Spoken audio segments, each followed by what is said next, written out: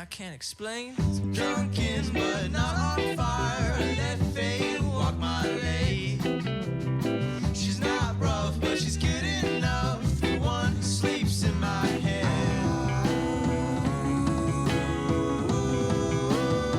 Oh, how we confused. Just one more line, just one excuse. It's wasted. On our tongue, we're building the way. The acid storm through the play. I can taste it. We're wasted.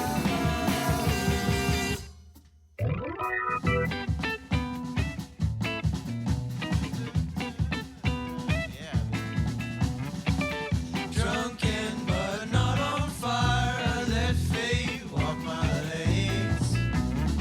She's not rough, but she's good enough for one who sleeps in my head. Drunken but not on fire. Let fate walk my lanes. She's not rough, but she's good enough for one who sleeps in my head.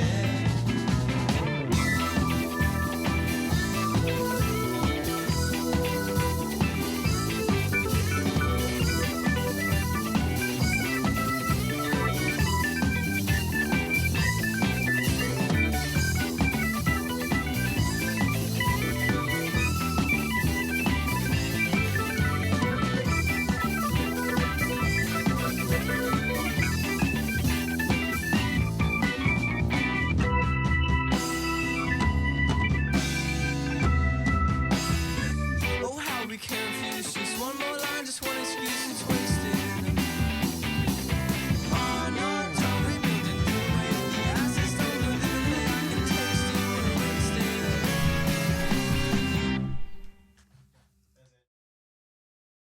Hey, thank you for the birthday wishes, everybody. You know what this stream needs? A poorly cropped PNG of a party hat on top of a tonberry. I totally forgot.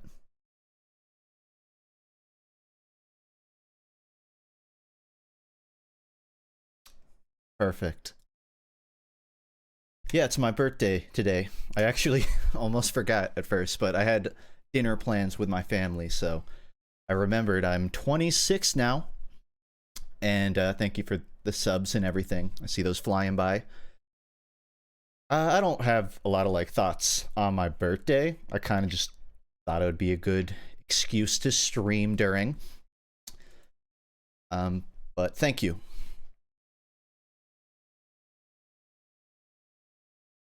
I just got back from Guitar Center because I was having problems with my headphones and audio interface, so I treated myself to replacing them.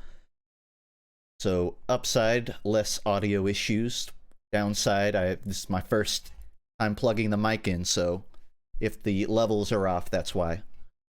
If it's loud or anything, I mean. Yeah, so I really just went out for like brunch with my family. It was good. I don't think I would ever want to put pressure on a service worker, but apparently we walked in on the most busy day of this cafe's life, and we were sitting there for like an hour and a half waiting on our food. And our server was like, "Man, sorry guys, here's your food." And right at the end of it, they're walking up to ask if we want water, and my mom pulls out a little birthday cake.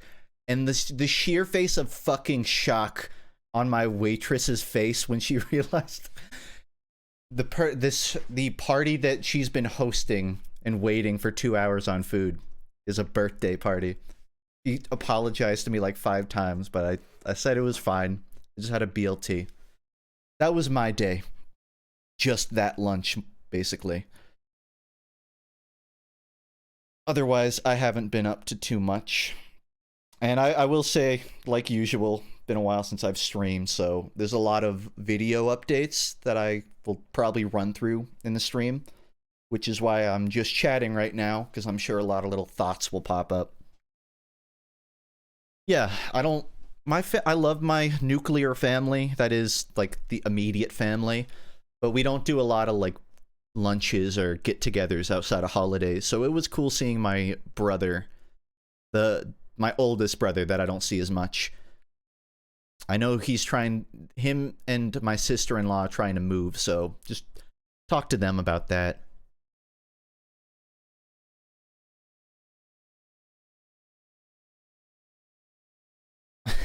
When am I legally fixing my name? Whenever I'm at gunpoint to do it. Otherwise, I'm not in a rush. So, I guess I'll just go ahead. Actually, I got a tweet. So, for those curious on a video update, last stream I was telling of the details of it, which is I was making a video about Junji Ito's manga, and it was it's a bit of a conceptual video in that it wasn't just me talking about his books. There was sort of a conceptual B plot to it, you know, like Nostalgia Critic. I just was okay. So the update on the video is it's still happening, but it's gotten a bit bigger in scope, and I've decided to split it across multiple videos, one of which will be out this month, probably next 2 to 3 weeks, and I'll go into detail on why that's happened. So, if you're really curious, I do updates in my Discord and on my Patreon. I know you do have to pay to see those, mind you, but I'll give you probably the footnotes here, so you don't need to do that. So, about 3 or 4 months ago, I started working on this video, and I thought rather than doing another FUNKe study on it, I wanted to do something a bit more fun and creative, I guess. So I started storyboarding what is essentially dropping Bami and Craig, the flying turtle, into an Ito-esque setting full of monsters and horrors, and just have them walk around carrying his books. And whenever they see one of his horrors, my character would pull out a book and sort of explain what it reminds him of. And that's what I mean by sort of conceptual, where I'm taking an artsy, immersive angle on the video. And I kept working on Dora the Explorer. You've ruined the idea for me in one sentence. Thank you. So I've been working on this video where my character walks around holding his books. Like, oh, look at that fucking crazy slug monster. This reminds me of Junji Ito book. And I started filling out a notebook with sketches of environments and monsters that would not look out of place in a Junji Ito novel. And I filled an entire notebook with these drawings, some of which are on the Discord. Let me see if I can pull one up to show. And I got so invested in the, I guess, original aspect of this script that I kept thinking, man, I'm sort of weighing myself down by having to meta-referentially, whatever, having to explain Junji Ito's books every 3 minutes. It really slowed down my ability to just write cool monsters and show them. And so I got to a point where I wanted to remove all of that from the script, but I didn't want to waste it. So what I've decided to do is I'm still going to make that original concept video, but I'm expunging the Junji Ito essay parts out of it, and I'm making that its own thing. And then I'm just going to have my own little original OC world just be a bigger project I work on in the background of videos. So the newest video that's out in like 3 weeks, it's going to be a pretty to-the-point Junji Ito essay review. It's all animated, of course, but the video I was working on, you know, a month ago and I was telling you about, it has morphed into it's split into a different sort of project that I'm still excited about, but the amount of work that has to go into creating it is so large that I can't feasibly have that out without, you know, deteriorating the quality of it or just losing focus. So I'm pushing that back so I can work on it freely. I found a few of the sketches that I've been drawing that I'll put on screen in a moment. So I'm going to give context to people. This is technically a spoiler for the video I'm working on, but I think this is so far off that I don't, it's, what I'm showing you is not the form you'll see it in the video, but it's an idea of what I mean. So if you don't know what Junji Ito is, He's a mangaka that makes horror, body horror stuff. He shows pictures of people, I don't want to use the word mutilate, but just having their body amalgamized into some sort of eldritch creatures. And a lot of his little short stories are about people going through these metamorphoses. And these are just a few examples of what that looks like. You know, dudes squishing grease out of his face. That kind of stuff. And so I was writing a video where my character runs into stuff that I've come up with that is inspired by Junji Ito. And one of those ideas is these sort of large slug-like creatures that people morph into and crawl to this giant pit in the ground. And once they're there, they start doing, well, this, which I think explains for itself. If you aren't totally sure what you're looking at, don't worry about it. That's how most Junji Ito pictures look. So this is an example of the kind of body horror that I've been kind of drawing that I want to have in this video, albeit made in Blender and probably sculpted. And these are two slugs sort of dancing around each other. I should say they're bomb people that have turned into slugs. And if you're wondering specifically what this photo is, and I really hope that I can show this on Twitch without getting banned, it's based on the imagery. I have to pull up an article to share this. It's based on leopard slugs mating ritual.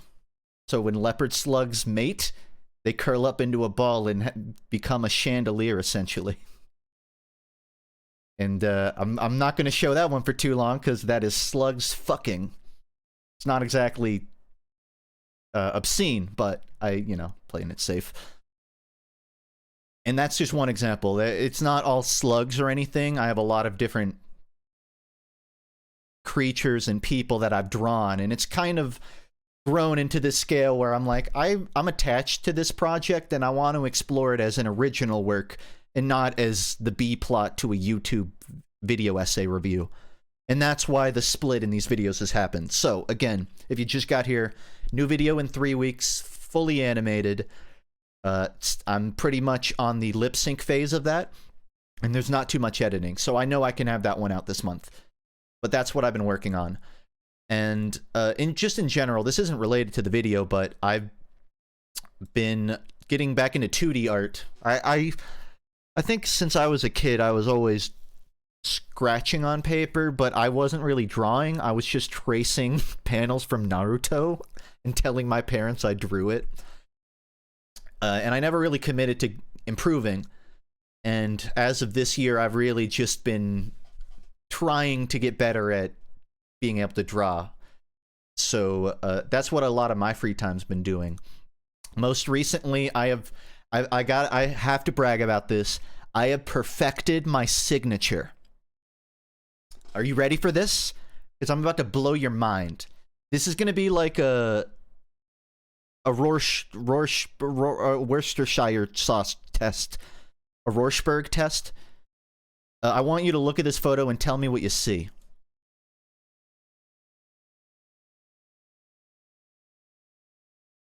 All right? Eyes up now. Rorschach. It's a Rorschach test. What do you see? A horse, a dog, an elephant. I love the elephant one. Well, what you're looking at is my signature. My new signature. And it spells out FUNKe with a little E. And you have to understand, I've been trying to figure out what the fuck to do with this E forever. Because I feel like the rest of my signature I liked. You'll see what it used to look like in a moment. But I went to Michael's and I bought a calligraphy set, which is just a type of pen that's made for doing signatures and cursive and calligraphy. And this is what I did with that in my free time. I made a little creature. I don't know what it is. If you're expecting an answer to what it is, I don't know. But I was really proud of that. Most of my drawing is for like really concept art for this mountain video that I've been working on. But I've also just been drawing stuff like characters I like. Drawing a lot of anime stuff, a lot of anatomy practice. So one thing I've always wanted to be able to draw is Ginkgo from Mushishi. One of my favorite anime characters. He's an e-boy looking motherfucker with a cigarette in his mouth. But I really like his design. So in January I drew him and I posted it in my Discord. And a few days ago I drew him again. And I don't typically brag, but I'm really happy that I feel like I can see my own progress. So I posted a side-by-side of my drawings of Ginkgo, just to give you an idea of what I've been drawing. So on the left is Ginkgo from January that I drew, and you can also see the old signature I had there. And on the right is one I drew a few days ago after binging how to fucking draw eyes, and I feel like I cracked the code, and I'm really happy about that. But that's what I've been up to. I'm not quite on the line work or coloring phase, still sketching, but a lot of my free time has just been doodling.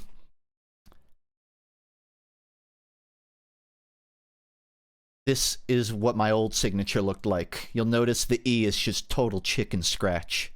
Didn't know what to do with it. So, huge developments on the FUNKe front. And that's really about it on the art side. Again, I filled out probably like a full notebook or two with these doodles, but I'm not going to sit here and show all of them. I just kind of wanted to update people on where my time has been getting spent. Really what I'm doing now for work-wise is I'm just lip-syncing all of the video.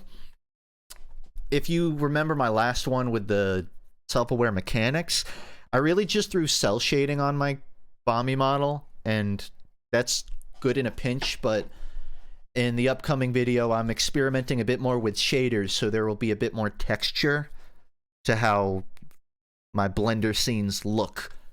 Been spending a lot of time learning shaders too. Pretty fun. So yeah, that's about it. I thought about buying a Cintiq 22, a drawing tablet, a screen drawing tablet for my birthday, just to treat myself. But I already bought like new headphones and stuff, and that's like $1,200, so I'm probably gonna have to wait till after tax season to get that tablet. Also, I don't really need a tablet right now. Once I finish this video, I'll want it, but I'm just lip-syncing, and a tablet is not useful for that. And I have a big-ass sketch pad, so I just draw in that. I'll get a tablet later. Buy a Wacom Intuos. I don't think I've looked into that one. The tablet, I've had the same tablet. It's like, I just pulled out a tablet I had in a box in like 2017 that I never used, and that's what I've been using. But I chose a Cintiq because I want one with a visible monitor screen on it. I don't want a black box tablet where you have to look up at your monitor, because there's sort of a mental disconnect at what you're drawing. You can do it, and that's what I do now, but I've been drawing in the sketchbook, and I feel like that is my preference. Like, it's kind of hard to go back now.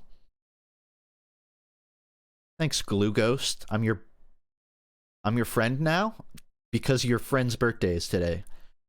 I could poke holes in that logic, but I'll choose not to and take the compliment. Thank you. Tablets aren't necessary. A pad feels way better. Yeah. I've had the tablet pad discussion on stream, so I won't go too far into it. That's just what's been on my mind. Yeah.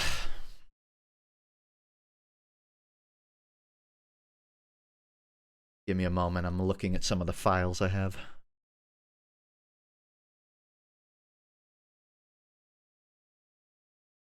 Oh yeah, I can't remember if I mentioned it, but I got, I guess, greenlit to make another line of plush bombs, little, like, merchandise that isn't t-shirts. So sometime later in the year, you can expect that. It's not going to be with the next video. Maybe somewhere in the middle of the year. And if you're one of the people that gave me feedback on the design, thank you for that. That's the full, it's going to be a full body plush. I thought about running another head only, but I had more people requesting a full body, probably since they already got the bomb head. So it's going to be a full body, although I've had 7 of the head only plushes sitting around to give away, so there might still be a chance to get those, just not for sale. I think that's the extent of the FUNKe brand updates.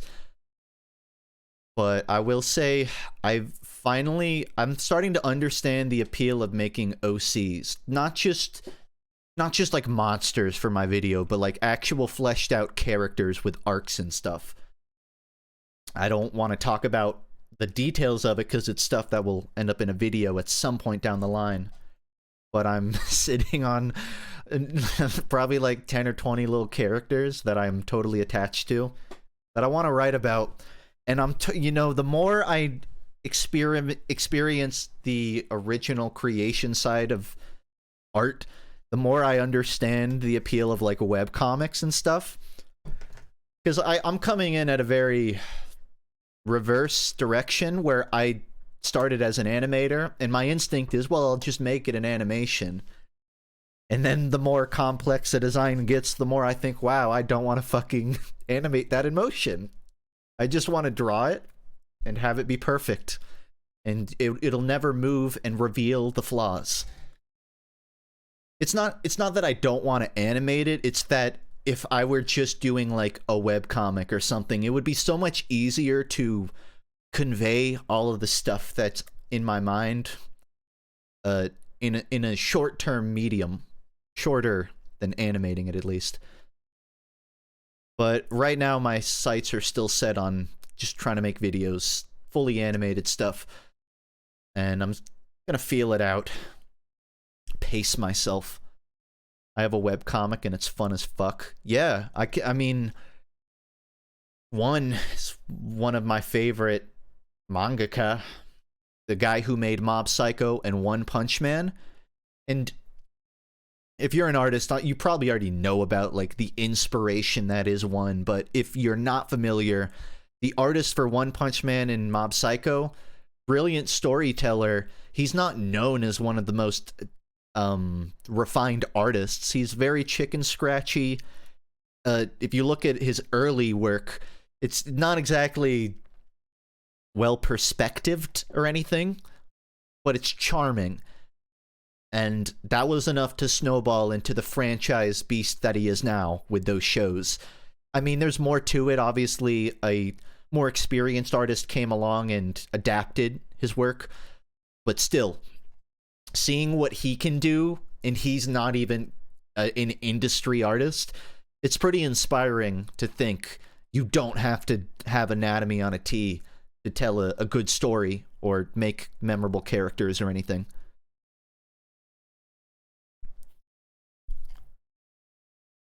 Where do I animate my videos? At my computer, in Blender, and I draw storyboards in Photoshop with little templates. Although recently I've been curious about trying to do that analog on paper. One of the creators of Avatar, Brian Konietzko, I believe? I don't think it was Mike.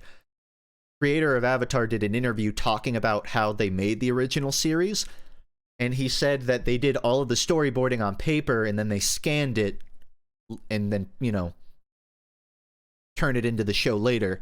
Whereas a lot of shows now, it's digitally storyboarded, or at least the majority of the work is done digitally.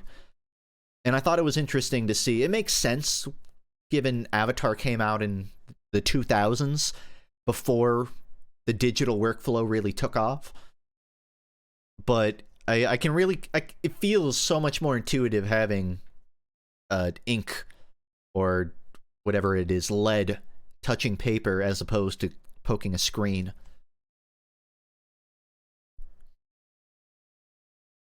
Steven Universe and Gravity Falls were done in cell animation. Yeah, I think my interest lies in like cell animation. There's nothing against, what is it called, tweening or rigged animation, but it's not as appealing to me. Pretty much all of my favorite animated works are animated on frames and not through like a digital medium where you'll have to forgive me because I don't know all the terminology, but if you look at shows like what, Family Guy? Old Family Guy, I guess, was like cell animated, but a lot of those modern adult cartoons, that Rick and Morty aesthetic, that's a form of rigged animation where instead of drawing every frame, you have a character with a skeleton that you can drag around and have them move. And that's not really my preference of animation. I think good shows can still pull it off, but I'm not going to sit here and act like I could list off any.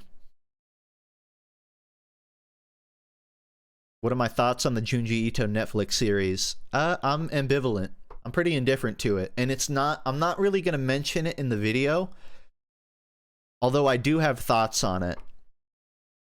And I don't know how much I want to reveal, but the thing about Junji Ito is his illustrations have such visceral detailing in them, and the fact you don't see them in motion, it almost causes your brain to wonder what they would look like while they're moving.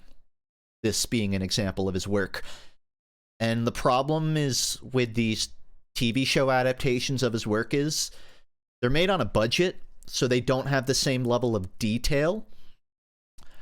It also kind of ruins some of the mystery seeing it in motion because you're no longer imagining what it might look like in motion, you're seeing it. And so it's a little less creepy, I think, that way. That's no fault of the animators, though. I think it's just, with Junji Ito, the source material is so good that it's difficult to do it justice in animation without, like, a good budget and time frame. So I didn't care for the ones that have been made. I think Uzumaki will be good, based on what I've seen.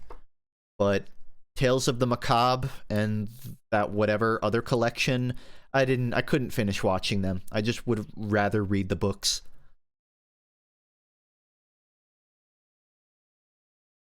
Agreed, Bandit. So a lot of rigged animation is done because it's economic. You do that because you can make it faster. But there's trade-offs, too. What's my favorite album right now? Red Vox just came out with an album that I really like. Cracker Island by Gorillaz is probably a contender for my favorite. I've been listening to Steely Dan because I'm a boomer, and I'm realizing that I like Steely Dan. But if I had to pick, I'd say Cracker Island. It's hard to pass up Gorillaz. I feel like they're getting back to their stride. Not to say they left it. I'm coming around to Humans, but I like Cracker Island more than I did the Now Now. Songbites is pretty good on its own, but there is a little less of a cohesive identity to that, I think by intent, because it's literally just like a compilation. I didn't like Cracker Island. That's fair. I don't know if I have the names memorized well enough. But I liked New Gold. I liked Skinny Ape. The actual Cracker Island self-theme. There were a lot of standouts on that album for me, compared to other Gorillaz albums where I know maybe 2 or 3 of them. Newer ones, I should say, like Humans. And even that's probably wrong, honestly. Looking back, Saturn's Bars, Strobe Light. That's 2. Never mind, I was right. Hallelujah Money. 3. Thank you, Virgo Bliss. Have I ever made a Weezer album tier list? No, but you could probably Frankenstein one based off of my video game ratings.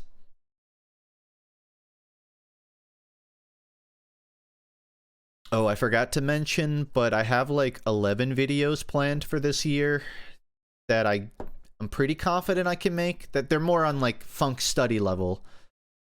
And some of them are about music, a couple of them about video games, a couple of them about anime. There's more non-video game stuff, but it's pretty much funk study stuff.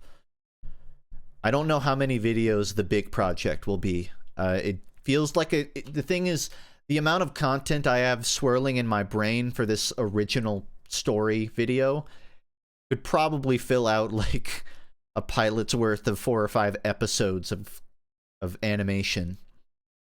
But I don't know what it's going to come out to, and I don't know what I'm going to have the budget to make. There might come a point where I have to I don't know, figure out the format. Like, it's either going to be one really big video or a bunch of episodes of videos. But I'm mostly saying I have a pretty big backlog of stuff I want to make. That I plan to make is a better word. Some of them are ones I've sat on for a while and wanted to make, but I just didn't know what format I wanted to do. And I think I'm getting to the point where, especially now that I've learned Blender, I'm comfortable committing to an animated format. Because when I did FUNKe TV, I liked that, but I thought it's a bit gimmicky to have the scout as my persona. And I didn't want to, like, revise that with Source Filmmaker. But returning to something like that with a bit of with changes now that I know a bit more about how to write and place a camera and stuff. Now that my chains are off from Source Filmmaker and Blender will let me, you know, build the scene however I want, I have a pretty good reason to do animation more. So probably more of that. I hate comparing it to like Storytime animators, but I would probably say I love Noodle, my friend Noodle, a YouTuber. I love the way he runs his channel, which is he just draws his little character talking about stuff he's into. So I would maybe compare it to like that, where I can talk about whatever and then just animate my little dude. So that's kind of what the plan for my channel this year is. Obviously, it takes a lot of time to produce those things, but I'd like to do it consistently enough that I have a system. Whereas in the past, I just write a video and then I fucking figure out what format it'll be later. I can plan a lot in advance now, thanks to Blender.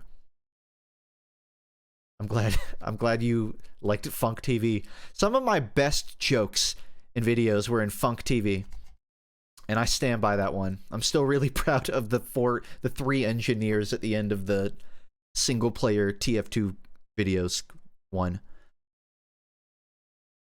But yeah, probably more of that kind of stuff, but a little less, not a little less ADHD. Probably the same amount. I haven't changed that much. Do you recommend Source Filmmaker to start out?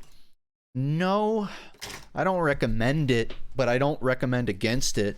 I think if you want to get into 3D animation, there are very few wrong answers. If you want to play with the TF2 characters, then yeah, use Source Filmmaker. If you think Blender is daunting and you want to try something simpler, then yeah, use Source Filmmaker. But if you want to develop a pretty general set of skills that'll last you a long time, I would say start with Blender. The thing with Source Filmmaker is you'll learn a lot of animation basics if you study well, but not everything the workflow of Source Filmmaker doesn't entirely translate to Blender or even any other animation program. The motion editor many people find to be a crutch. It's very useful, but you don't want to develop a habit of animating through the motion blender because pretty much nothing else does that kind of system. Basically, you would be setting yourself up for success if you just bit the bullet and learned Blender, but don't feel like you have to. Source Filmmaker is still a very strong, powerful, fun program. And what I like about it is there's not a million buttons that are useless to you. Everything you see is something you probably use. But just go for, if you're going to animate, just go for whatever looks good. It's not really a wrong answer.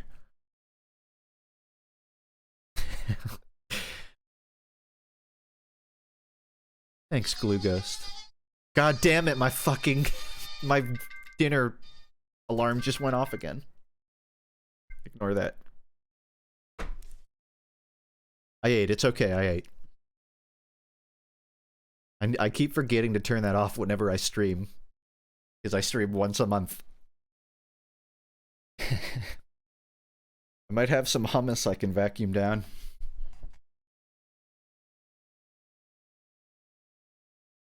Can I rant? I'm not gonna rant about YouTube Shorts or TikTok because I don't. Whatever. I don't care. I'm gonna rant about the YouTube Shorts about art. So all of mine are about like little quick fire art tutorials, like how to draw eyes, how to draw anatomy, and they're useful tutorials. But everyone speaks so fucking fast. And they don't show the actual process. They're like, this is how you draw that. You draw a circle, and then you're gonna draw. Okay, make sure to do the eyelid. It's gonna sit above the circle, and then they're already gonna up to the next clip. All right, this is you're gonna draw the back. You're gonna draw a line in the middle, and then they cut the clip halfway through what they're speaking. Basically, art shorts are so fucking ADHD, and I don't blame them. They're trying to be entertainers, and like, oh, they're funny. But it's so hard to follow along when I'm just trying to find a tutorial on how to fucking draw a closed hand or how to draw the muscle of a twisted arm. And I have to rewind and pause these videos so many times. You're too old to keep up with the Zoomer attention span. Maybe I am. Zoomers in my chat who watch that kind of stuff, is it easy for you to follow YouTube Shorts that are way too fast? Because I see them even for Blender. It's not even just 2D art. Is it easy for you to watch those? Because I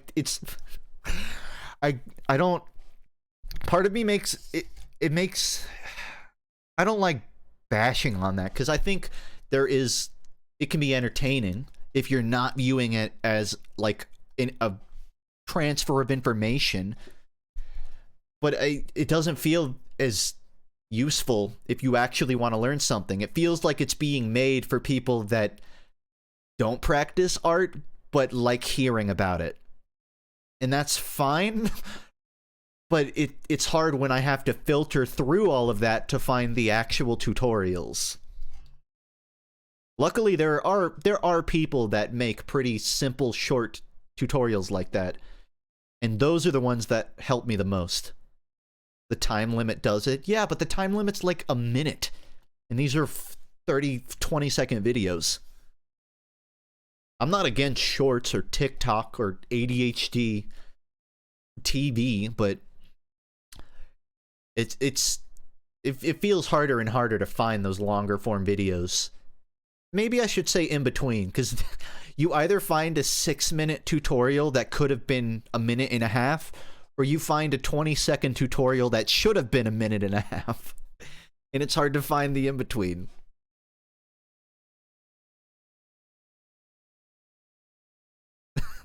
I was watching a Blender tutorial. So my character, my little bomb, has these ear flaps that, and I'll pull up a picture.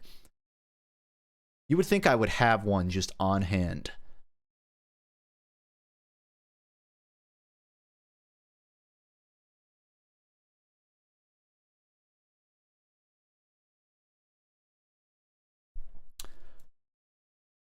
So these little flaps on the side of my character's head, whenever the head moves, they move around, right? The problem is I have to hand animate the motion of those flaps. And I wanted to see if there was a better way to streamline it, so with like physics. Please don't look at my hands. So I was looking up tutorials on how to do like hair physics, jiggle bones. And I found this tutorial where a guy for 6 minutes set up the tutorial, and then halfway through it he goes, "Oh wait, I didn't have to do half of this shit." And for the rest of the tutorial, he keeps doing things wrong and then having to Control Z it. And after a certain point, I'm like, why the fuck didn't you just make the video over again? Like, I've got through 5 minutes of this, and he goes, "Oh, I didn't need to do any of that." And then he deletes 3 empties from his Blender set that I'm sitting there following along, pausing piece by piece. And of course I go down to the comments, and every comment is like, "Dude, I followed you step by step and nothing worked.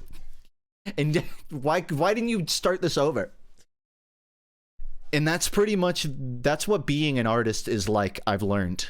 It is looking for tutorials, finding they're super fucking boring, and then trying to find a less boring, more streamlined one.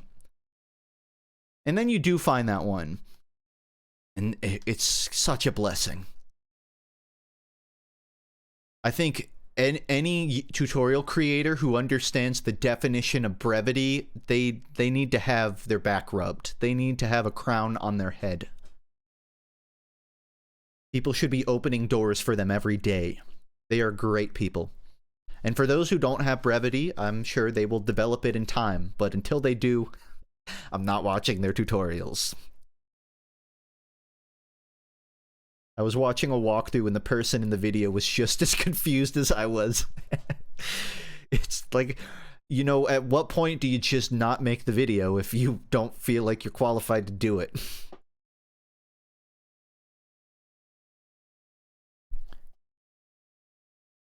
Sometimes the best info is hidden in old academic art books. Yeah. I've been hearing, I haven't read it, but Araki, creator of JoJo's Bizarre Adventure, he has a book explaining his do's and don'ts of creating manga. And obviously Araki is a trendsetter. He paves his own path. He is a storytelling savant, feels like a good word. He's really good at it, but he's really bad at it in some ways. And in this book, sometimes he speaks in really weird ways. Like, in the video, he bashes Evangelion on more than one occasion. There are so many times in the art book where Araki, and in interviews, Araki's like, "I don't fucking understand why people like Evangelion." And the reason is, he thinks that all stories should be on an upward trajectory. So when you introduce a protagonist, they should only grow and improve and get bigger and stronger throughout their story. And he doesn't like the idea of a protagonist going through hardship constantly. He thinks if it trends on the negative, it just becomes depressing to read or watch. And as a result, Araki hates Evangelion.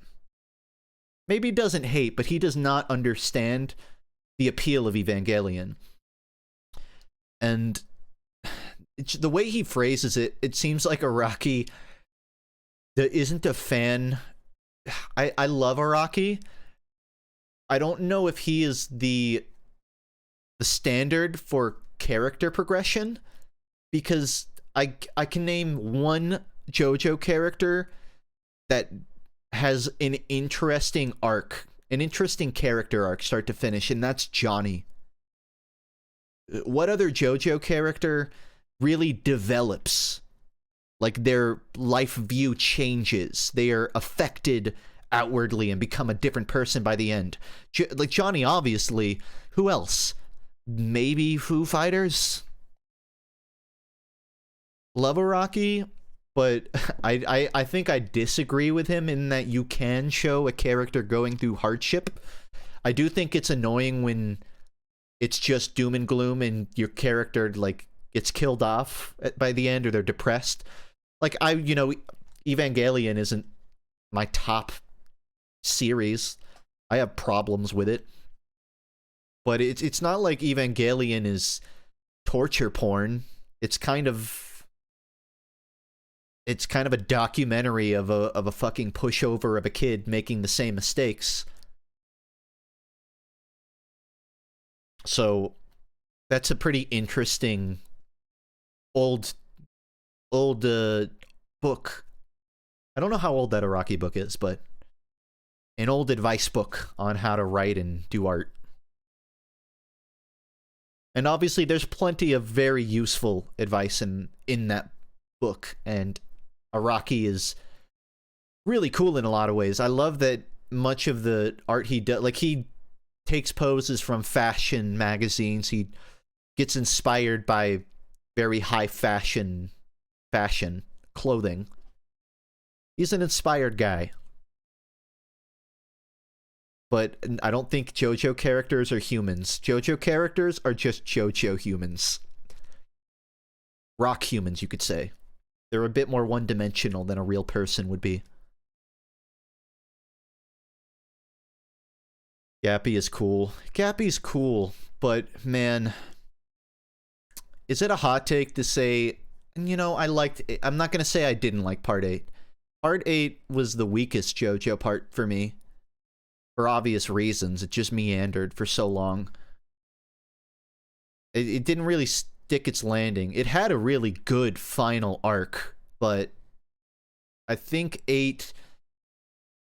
There were some great fights. I liked the street stand, the Joshu money stuff. There were a lot of great fights, like usual, in that. But the overarching plot, I thought he would have learned a bit more from 4, but he really kind of followed it to a T, where the first half doesn't have a direction, and then the second half kind of does. It was good, but I'm so glad that 9 has started. I love how 9 has begun. And I'm already way more invested in it than I ever really was in 8. Part 8 was like talking to an old guy who just keeps going on for 3 hours. I love that description of it. Yeah.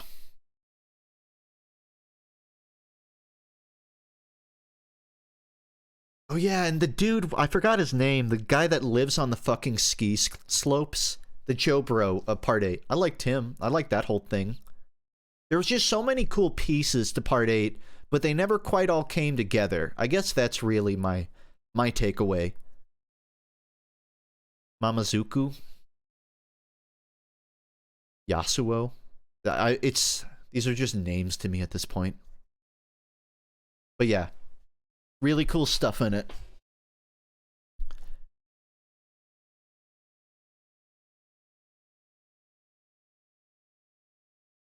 Why is there a character named Foo Fighters like the band? Oh man. No, it's just the actual Foo Fighters. You thought I was referring to a character? No, like Dave Grohl and the other guys are in JoJo. They're just they're a primary titular character. Sorry for the miscommunication.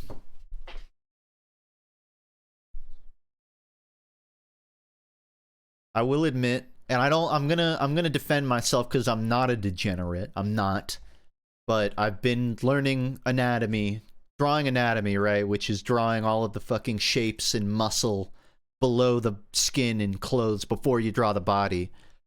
And I'm kind of understand how to draw female anatomy now, but I haven't experimented drawing with buff as fuck dudes. Early JoJo kind of stuff. And I kind of want to learn how. The reason I say I'm not a degenerate is I know how to draw female anatomy, but not male anatomy. The thing is, though, what I've learned, apparently, is there's more muscle definition on male anatomy. So with a female character, there is less of that definition you have to sculpt out. You can just draw the body parts and get away with much less detail, but that's harder to do with muscular characters, obviously. But even just male characters, there's like Adam's apples, and there's a lot more curvature you have to be aware of. And I want to learn how to do that, especially because there is a character I've drawn that is just very early JoJo-esque. Just a fucking buff dude. So I'm gonna have to learn soon. And I mean, I would want to learn either way, just for knowledge sake, but... And I should say, I want to learn how to draw realistic anatomy, not just... tittied up anime girls.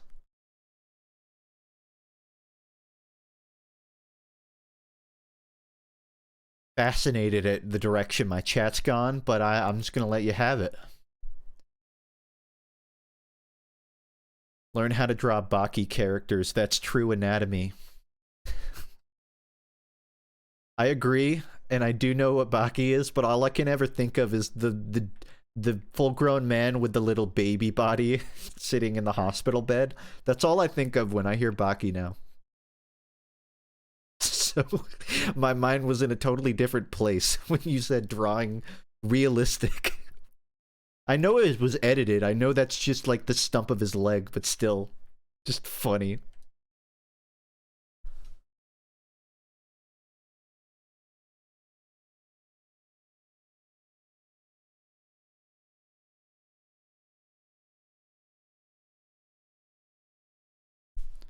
Can anyone come up with their own bomb, OC? Yeah, you can. Plenty have done it before me. Every time someone makes a art of Gianni, so I don't remember his last name, but the meme voice actor Gianni there's another content creator that has a bomb OC, and I often find my character getting paired up with him.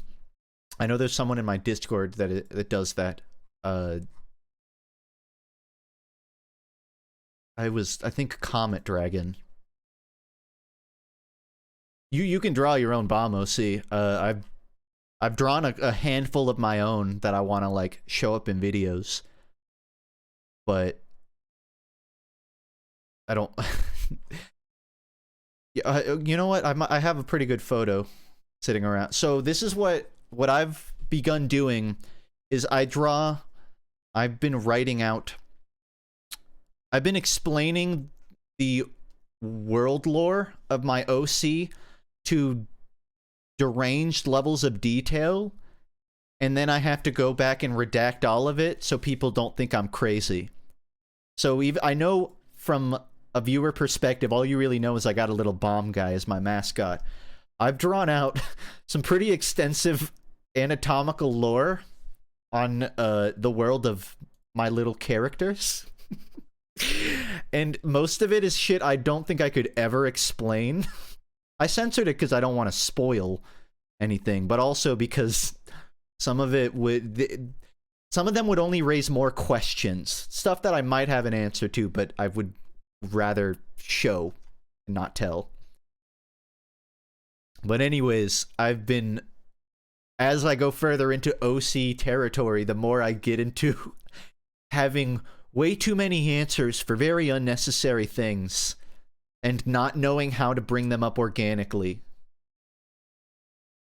So here's a problem that I've been kind of having. So when I first changed from my Wind Waker Link avatar to Bommy, it was just to be a mascot kind of thing for my stream. But as time went on, and I was doing more of the animation stuff, it was very fitting to sort of curve that into the face of my channel, essentially. I don't view it as a persona or a bomb sona or anything, but it is my phylactery, so to speak, my little character that dances around with my voice. And the more I do this OC world stuff, the more I want to approach it writing not as me, but just as a character, like a caricature of my personality in this little bomb guy. And I think that's part of just the problem of being chronically online. Like, you look at any VTuber or internet creator, and there's sort of this blur of the line between the performer and the person. And with my stuff, I've definitely gotten to a point where it's like, I want to animate my character running around and me voice acting for them, but I don't view that as me. It's not like Justin running around. That's a character I've created. It's me, but in a like a two times removed kind of way. I don't know. I've understood the idea of writing characters that aren't you, that might have elements or aspects of you, but they're very definitively other people. And I've been trying to figure out how to, like, write for my channel in a way it's like, yeah, it's me, but I'm not, like, trying to convey real things that happen to me. I'm playing a character. It's a performative thing. Yeah, it's the performer me. That's a good way to put it, I suppose. It feels very strange as a creator, and in some ways it makes me wish I had approached it differently, where I'm disconnected from what I'm animating. But on the other hand, it also helps me feel very personally invested in what I'm doing. And it's also convenient not having to, like, hire someone to do a voice for me. I agree with that, Sephi. Whether or not it's a Sona, all OC has a bit of you. I've definitely experienced that with characters that I write that aren't in any way me, but they are still fragments of my worldview. But yeah, that's kind of one of the things I've been tackling in this video. How much do I treat it as Justin, and how much do I treat it as FUNKe? What would my persona be if I had to have a representative avatar? I don't know, but what I always go, I feel like I couldn't really change it. It's Bomby now. I wouldn't want to, like, replace it with a little dude with a mask. But what I've kind of realized is growing up, when I was, like, reading manga, a lot of the mangaka I read, like Akira Toriyama, or I always forget who wrote Full Metal Alchemist. I know her name, Hiromu Arakawa. So these mangaka, in the side of their stories, they would draw themselves as these little characters. Arakawa drew herself as a cow with glasses for whatever reason, and Toriyama drew himself as a little robot. And you see them and you know it's the creator, but it's obviously not their faces. But that's also not a Sona. They aren't drawing that because it's like a thing they very personally identify with.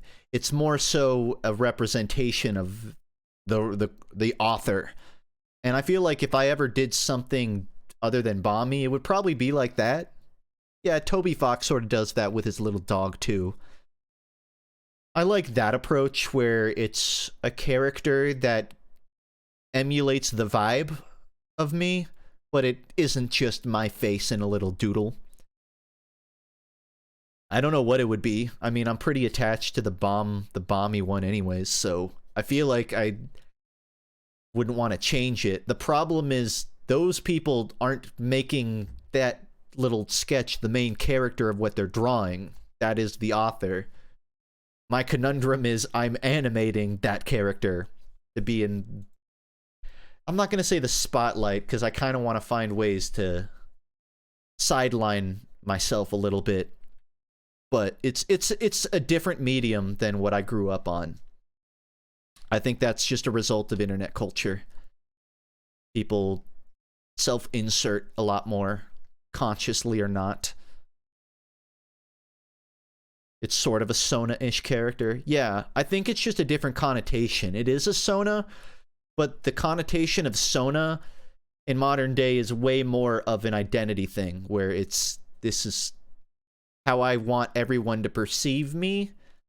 But when authors, I guess that is what authors were doing ultimately, but they don't, it doesn't seem like they carry that outside of their work, I suppose. Whereas internet sonas are much more of a external experience, external identity.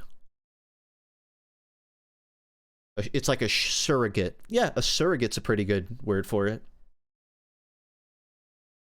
I just realized the party hat just makes it say FUNKe on my stream instead of funk stream. No one's noticed yet, so might be alright.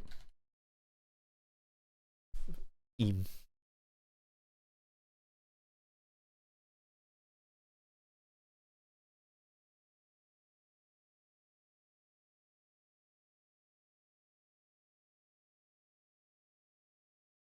I'm looking for another one, but they're all not transparent, so it would just be the same problem. I found one that's just very clearly an elf hat and not at all a birthday hat. But it's green and yellow, so good enough. The problem is I don't know where I put the other birthday hat, so I'm gonna have to just put it on top. And I can't get rid of the other birthday hat.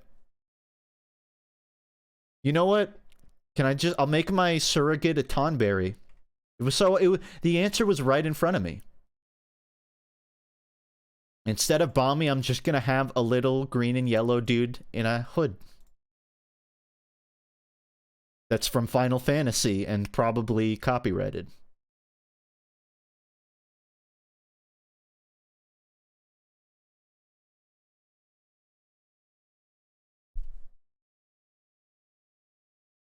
Funk, did you watch the YouTube rat video for you? The rat? Is it the Jerma birthday rats one? Yeah, I saw it. Thanks. Even though it spelled my name wrong.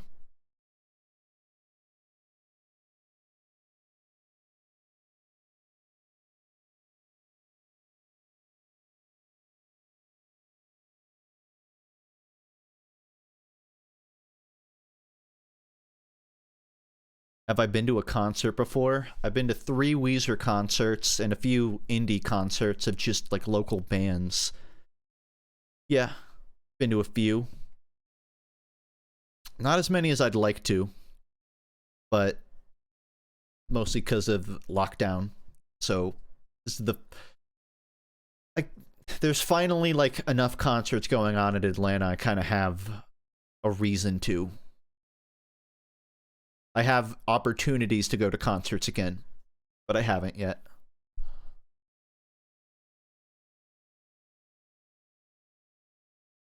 Yeah, I've been keeping up with King Gizzard. They're still top of my list of some of my favorite ongoing bands, I'd say.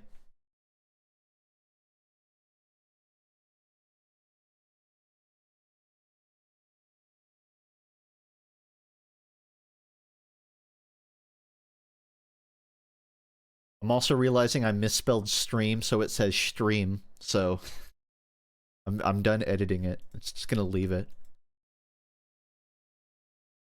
Also, if you're wondering why it's on this screen, I've been meaning to update my stream visuals with my Blender setup, but I just haven't gotten around to it, which is why I have this this scuffed anime Akira tunnel in the background. At some point, I'll update the visuals. I might just need to commission someone to do it. That way I can keep working on my video and not get sidetracked. Ever thought of making a Balmy cosmetic set? No, but someone made a Rivers Cuomo Weezer set in Team Fortress 2. And it's actually good enough to get in. But no, I would not make a Balmy one. Where'd I get the background from? It's from Akira. Like the anime movie Akira. Just a looping tunnel sweep.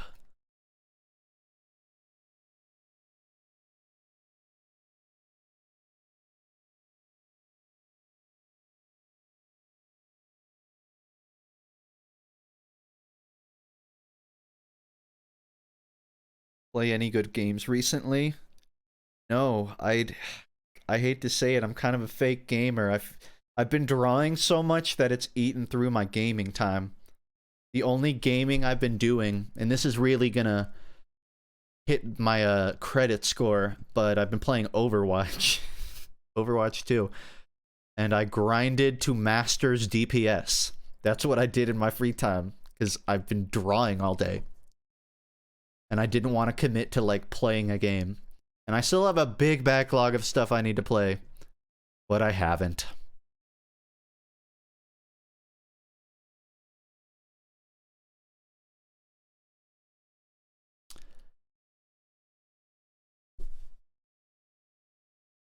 Although I did get my Switch set up so I can start playing the Prime Remaster.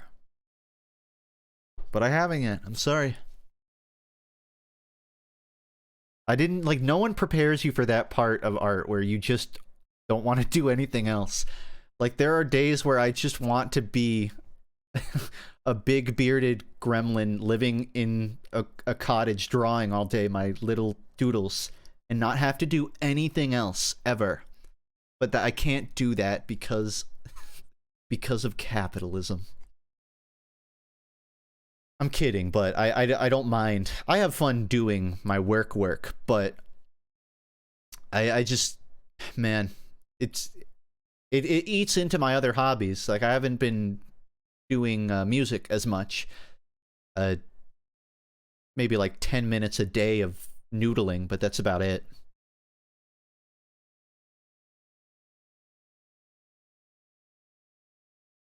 I wish I still had that motivation.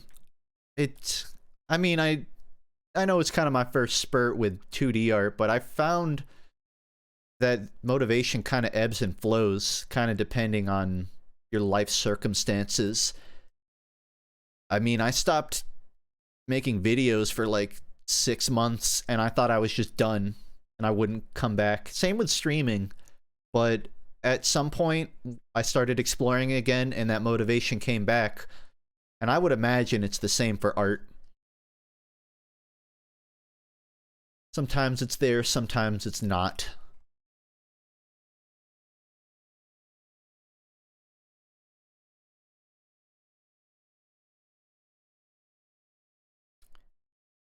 I think my problem is it ebbs and flows, but on a 4 times time scale. So what happens is during the day, I will feel like the most powerful being alive. And then at 2 a.m., I'm sitting in bed thinking no one can ever see the monstrosities I've created. No one can ever know or see anything I do. And then I wake up and then I'm like, no, I'm fine. I want to make stuff. But I ebb and flow out of these states where I'm just like, I don't want, not embarrassed, but like maybe I just like overthink, I lose self-confidence when I'm trying to go to bed. And I'm like, man, am I just fooling myself into thinking this stuff's good? But I know I've experienced that long enough in my life that I understand how my own brain works, and it is a form of mania. Like an energetic high and low, so to speak. So whenever I feel low, I'm just I know it'll even out. It's only really unhealthy if you sort of act on that and you start shredding up all your work. But it's okay to just say simmer down and keep trying. Art is like talking. Sometimes you don't have anything to say. Doesn't mean you're done talking forever. Yeah, it's a pretty good way to look at it.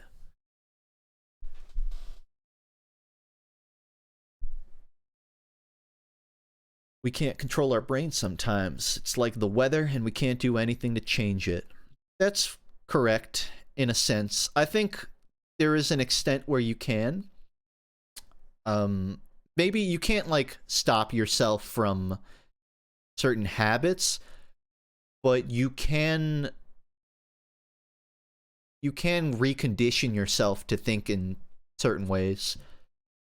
Like, I used to be much more impulsive and maybe self-destructive or working against my own self-interest. And it really wasn't until I started feeling the effects of it that I was able to change my behavior. And I don't feel like I'm an impulsive person now. I still have those impulsive thoughts, but they're intrusive thoughts and they're not the ones that I act on. Whereas when I was like 20, I might have.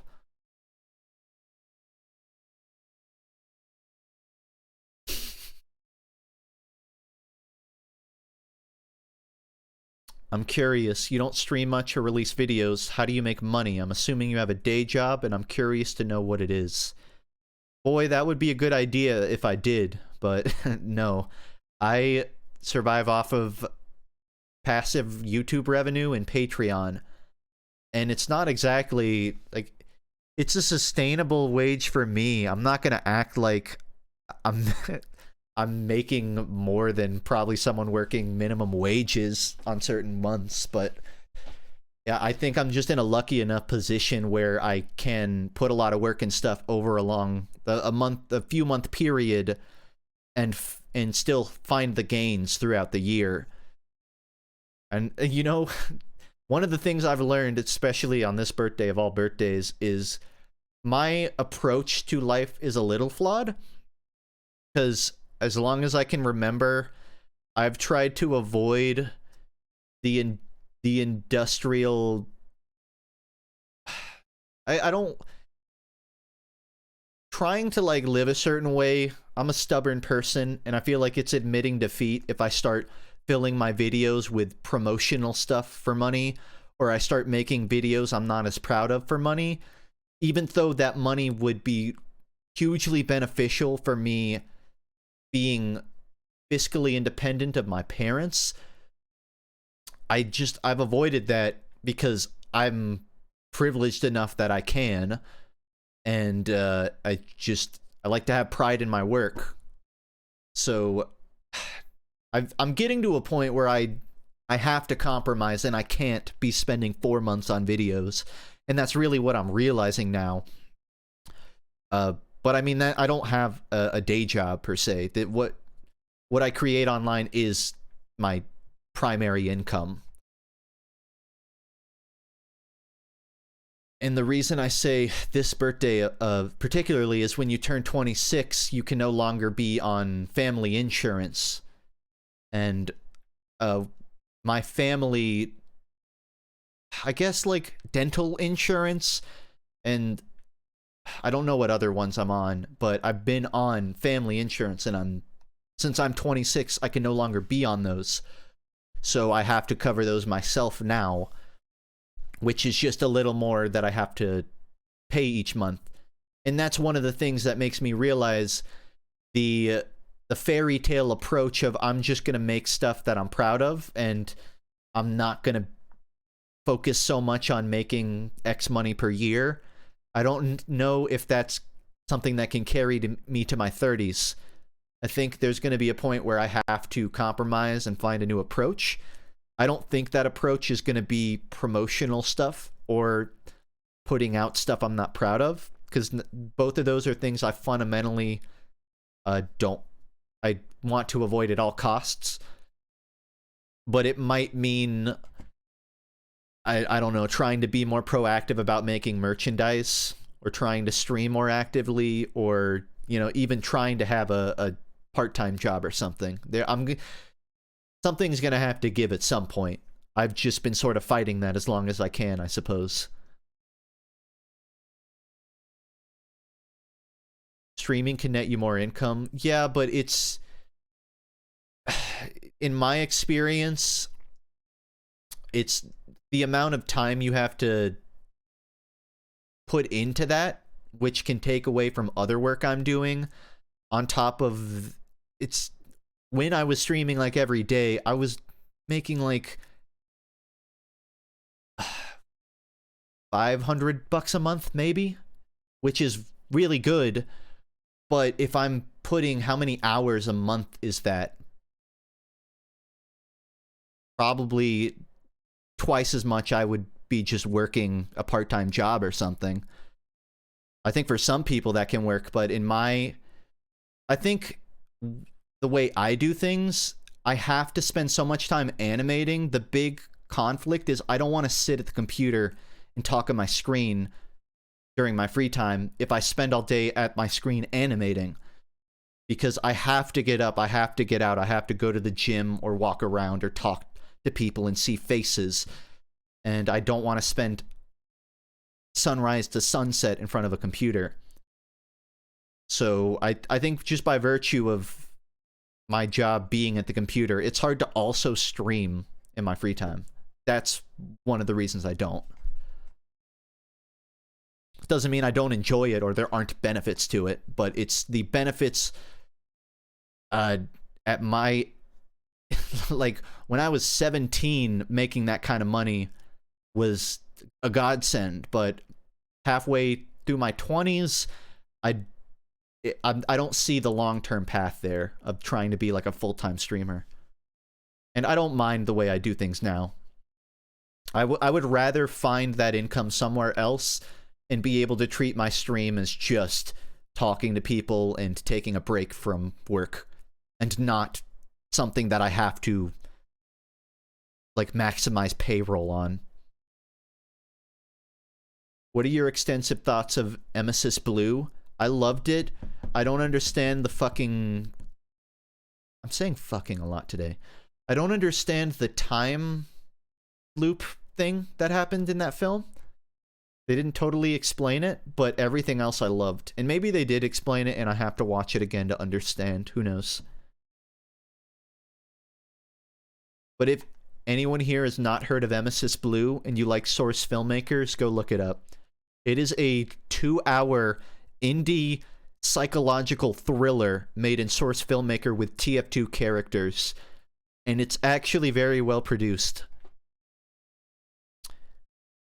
I think it's something you gotta view not as a Source Filmmaker video, but just as someone's film. It's obviously still an SFM, but it really is its own echelon of work. Its own body of work. When recording your script, do you splice together takes or do it paragraph by paragraph? It depends on the format. Historically, I write out all the paragraphs, I record them all, and then I start doing the editing. But recently, because the thing is, if you're doing board-driven dialogue cannot be written in paragraphs in advance. If you watch a lot of modern cartoons like Adventure Time or Regular Show or those sort of board-driven dialogue shows, they write what the characters are writing as they're drawing it. They might have like they'll write out the footnotes, the bullet points of what happens in the story, and they might have specific lines and monologues to speak, but the pacing of what's said is decided around the same time the animation is. So as I've been doing stuff like that, I've learned I can't just write paragraphs out because it's really hard to draw out the animation for it without it just being exposition. It's hard to write in natural breaks and silences when you write out paragraphs. Paragraphs are good for a YouTube 4-hour video essay when you have a lot to say and you just want to cut to the point. But if you're writing characters, which is what I'm trying to start doing more, it's a different approach, I've learned.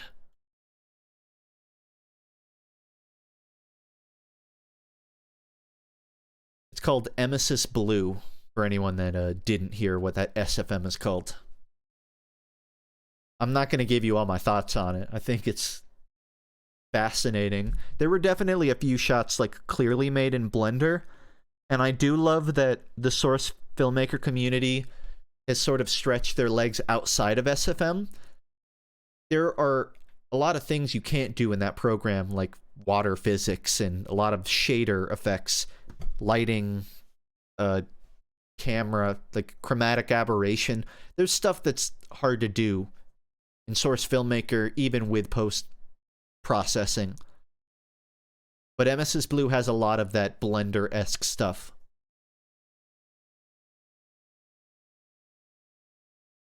Also, yeah, he did the engineers dirty. I haven't been watching as much Source filmmaker stuff. I've had I've had an idea for a while because the Saxy Awards are effectively dead, and I've kind of wanted to do another stream where I just watch Saxy Awards, but I thought it'd be fun if I tried to host it as a like a community Saxy Awards where it's not the Saxy Awards, but I could invite people to vote on whatever came out this year, and then just give the winner like $100 gift card or something. Just something fun. Make a stream event out of the Saxies, essentially. But I haven't gotten around to actually planning that. The FUNKe Awards. Yeah, the FUNKe Awards, essentially. That's also a lot of SFMs to sit down and watch.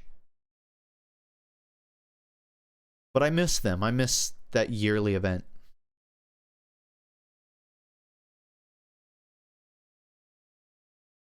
I've done a fan-dub project for a light novel I enjoy where I was splicing together audio from amateur VAs. It was hard work, but for narration, the sentences I don't totally know what you mean. Part of sentence by part of sentence to keep pacing reasonable. VAs don't usually act as the same. Okay, you mean you were cutting the recordings in between sentences and stuff to match the timing. Yeah, I mean, that's a pretty good quickfire solution if you have a bunch of audio and you need to pace it. But I think to a trained ear, that kind of thing is a bit more noticeable. So that's more... It's good in a pinch, but I think the best practice is writing in such a way that they can naturally intonate with pauses. Because if VAs have to read out 3 sentences back to back, you don't want to have to require workarounds to make it work. You're also reminding me that there was a point where I did go on those like casting call websites, and I would try to get cast for fan dubs of stuff. I don't remember what my username was though. So somewhere out there's just a catalog of me trying out voice lines for random stuff. That was fun.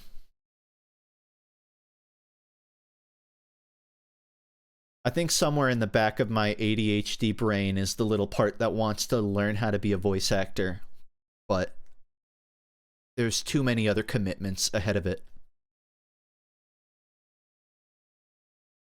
I've learned that a lot of even voice actors, you need to have a pretty, maybe not accomplished, but it's valuable to have experience in theater or improv or a lot of things that aren't necessarily related to voice acting, which has made me want to sign up for like improv classes. Not for voice acting per se, but just because I feel like I could learn some valuable tool sets from it.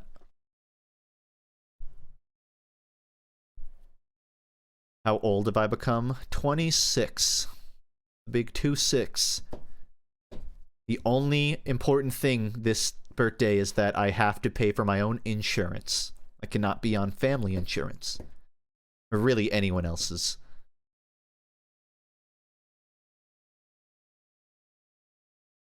What's the next milestone after 26?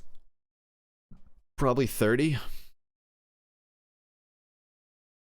I used to say that I felt like I was 18 plus a number. Like if I was 20, I felt like I was 18 plus 2. And then when I was 24, I felt like I was 21 plus 3. But I feel like I'm my age now, which is kind of nice. I just feel 26. I thought I would feel 21 plus 5, but I don't. I feel my age. And I gotta say, when I was 23 and 24, and I kept hearing people say the brain doesn't fully develop until 25, and I kept thinking, that's a bunch of bullshit. I'm not gonna feel any different. But I feel like by midway through 25, something felt different. about me. I felt more patient.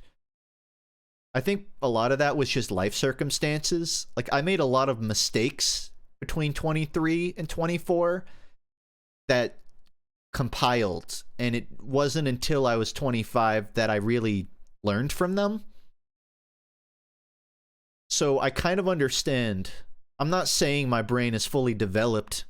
Technically, I think it develops until you're like 30 if you're a male. So that's great.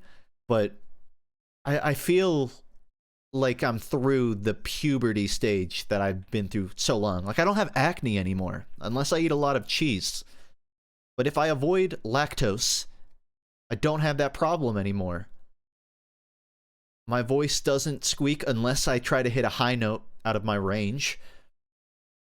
I feel, and that's not to say I feel wise or smart, but I feel like I've internalized the lessons I've learned throughout my 20s, and I'm better off for it. Like art. When I was 14, I wanted to be an artist, but I wasn't willing to commit to learning it. When I was 20, I wanted to be an animator, but I wasn't willing to commit to it.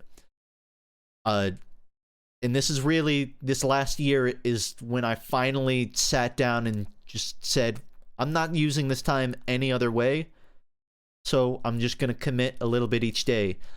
And it's become cathartic to be able to commit to those things that I could not do when I was a teenager. I think there are plenty of talented younger people that can commit to those things when they're younger. But I think it's okay to take time too. Like, I wish I had started these things 5 years earlier, but I'm also happy I started it a year ago too.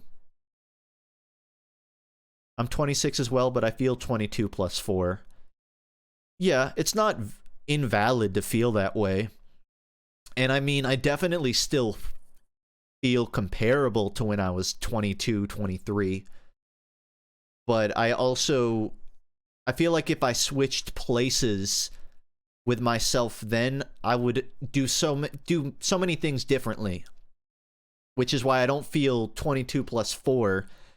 Because if you put 22-year-old me in this seat, I feel like I would be non-committal to much more than I am. I would have a much worse read on what I want and what I need in my life.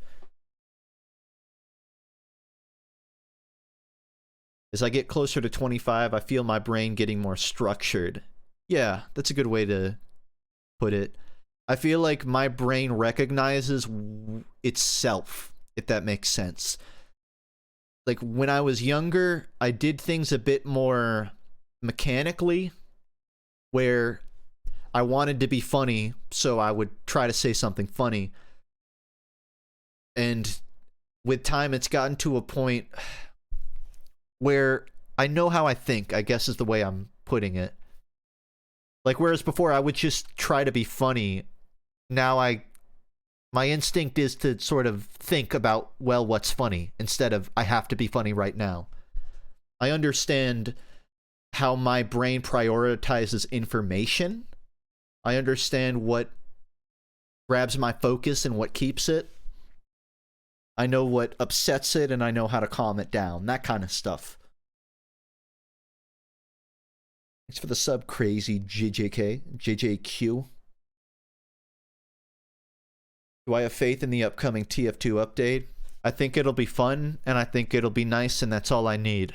I don't think it's going to rival the content updates of Ye Olde, but I also never imposed an expectation that it would. So it is exactly where I expect it to be. Probably fun.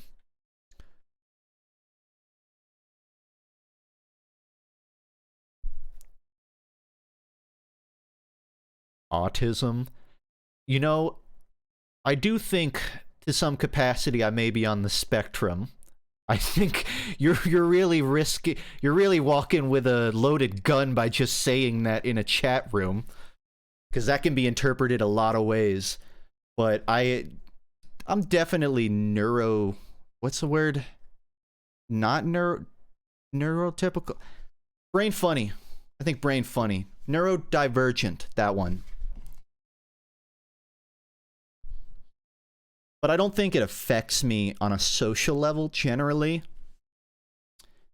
Like, I don't feel like my anxiety with social gatherings is much different from any other person. I'm pretty comfortable sharing, and I kind of have a pretty good filter. It's just, it's more of an attention thing. Like, I don't like being subjected to things that annoy me, like advertisements. Like, I can't sit and watch TV and watch advertisements. It's that kind of stuff. Which is why I think it's just brain funny. Isn't that ADHD? Yeah, but there are some things where it's like my attention flips between hobbies, and then there are some where things actively bother me. ADHD isn't you can't have an ad in the background. What I feel is like I am actively frustrated if I have to listen to an advertisement that I'm not paying attention to. Like, if I'm doing something, like, I can't sit and watch TV while playing a game on my Switch or something. I gotta commit to one. I can maybe watch a TV show without ads while playing a game, but I can't multitask with an advertisement in the back of my mind.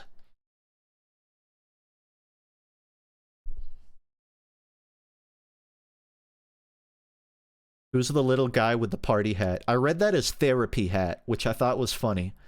It's a Tonberry from Final Fantasy. One of them. One of them.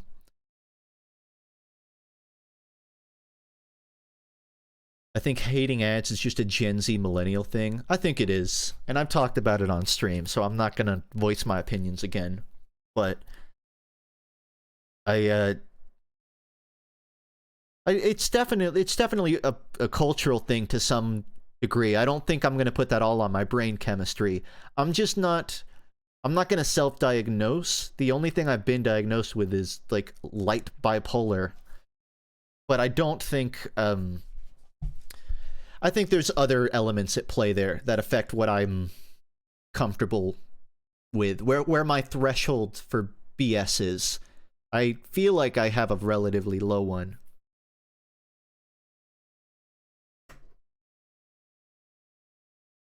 But again, I feel like I understand myself well enough that I can kind of... Like, if I have to sit in a room with... If I have to sit at a bar and there's advertisements in the background, it's not the only thing I think about. I can kind of white noise it out. There'll be that little irk in the back of my mind that's like, man, this is annoying. But it doesn't fight or flight me. Which is what I mean by I don't feel like any divergency in my brain really affects me on more than a granular level.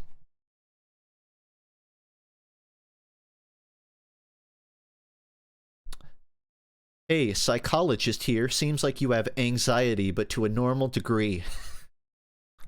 Wow, thanks. You've opened my eyes. I mean, yeah, I think that definitely is part of it, yeah. Anxiety. Yeah.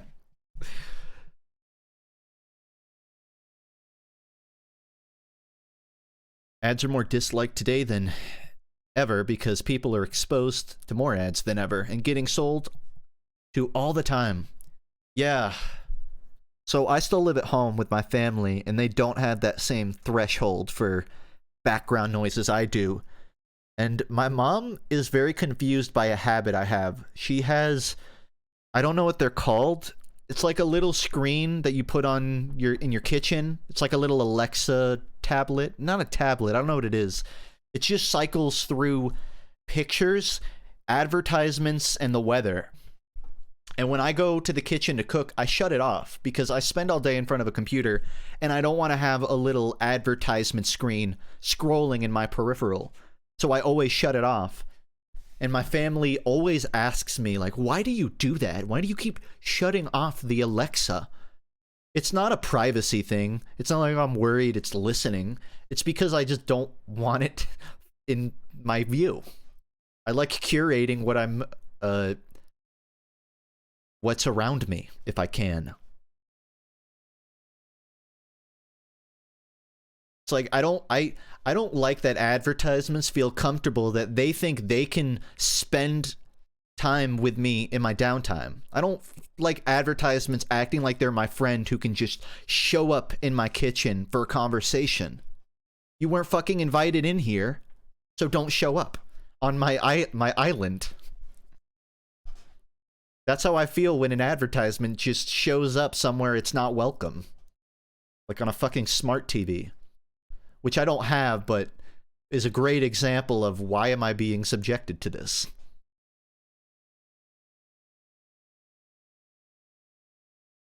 Why is every chat message a long paragraph? I think that's unusual.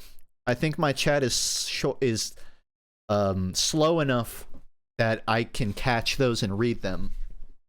I also feel like I've tried to set a precedence that I read all the messages I can. I prefer thought-out messages over Omega lol.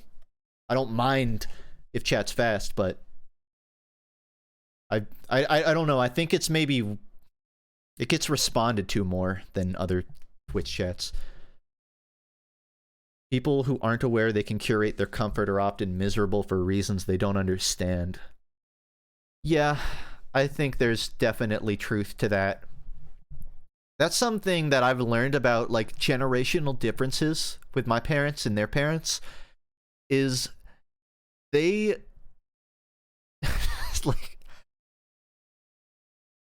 like for example, both of my grandmothers refuse to touch a remote because they are terrified they're going to hit a button they don't know and they won't know how to escape the menu they've become trapped in.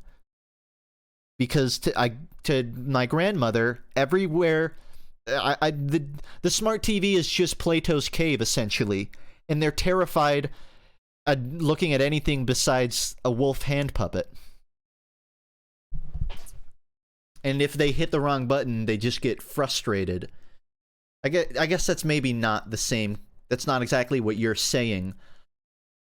But I've noticed older generations don't step out of their comfort zone or, like, put their foot down on things that make them uncomfortable. Like, they don't... not all boomers. Hashtag not all boomers. I know there are plenty of older people that know how to look away from an advertisement or change a channel when an advertisement is running. But, like, my parents will sit there listening to advertisements on the TV, and if I ask them to, like, why do you watch all of that? You're not going to buy anything. They don't really question it. They're like, well, the TV show I want to watch is on this channel, and I don't want to start watching another TV show, so I'm just waiting. Well, then why don't you mute the TV so you don't have to listen to these ads? And then it just usually gets kind of meandery where they're either like, well, I don't mind the ads, or maybe I'm curious to see what's in the ads. So maybe it's just a because maybe older generations are used to types of advertisements that were more beneficial to them when it was more, you know, you're raising a kid, you see a advertisement for diapers pre-Google. I can see why that would condition you to find advertisements useful. But maybe in the modern day, where everyone's data has been commercialized, it's more annoying, because if I want something, I'm going to go find it myself, and I don't want it presented to me, which isn't something that my parents or their parents had to experience. That's my guess as to why those sort of differences exist, but who knows? I'm not a psychologist. Is the psychologist still here? What's your opinion?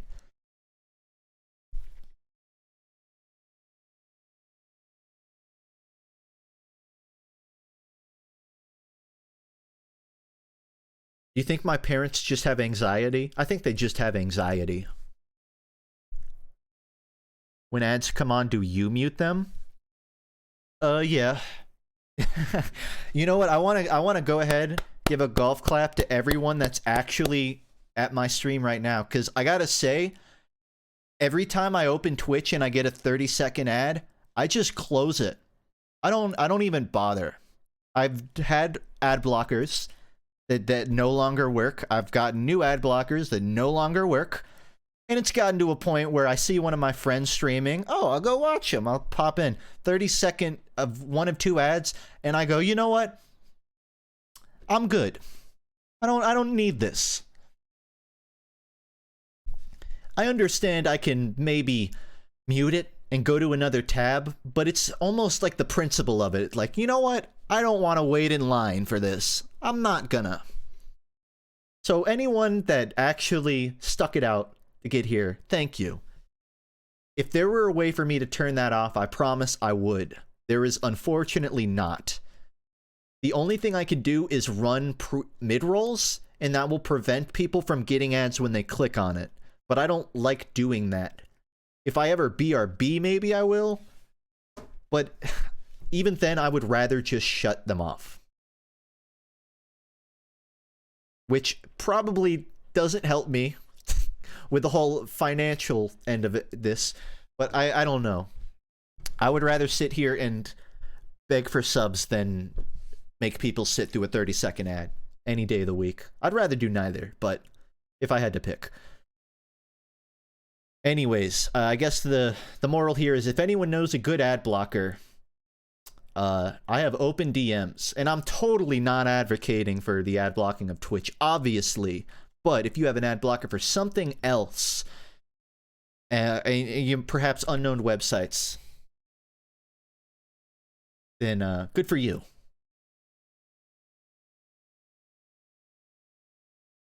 Mid-rolls are more intrusive of the two ad options. Yeah, but the thing is, you can at least choose to run mid-rolls when you're not when you're AFK taking a piss, as opposed to making people sit 30 seconds while you're in the middle of talking.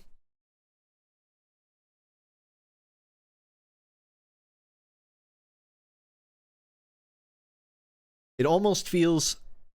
I'm curious... Okay, I don't know what the median demographic of my viewership's age is, but I'm curious, for people younger than me, is there kind of a cultural consensus on advertisements are a flawed system, or is it just sort of a necessary evil?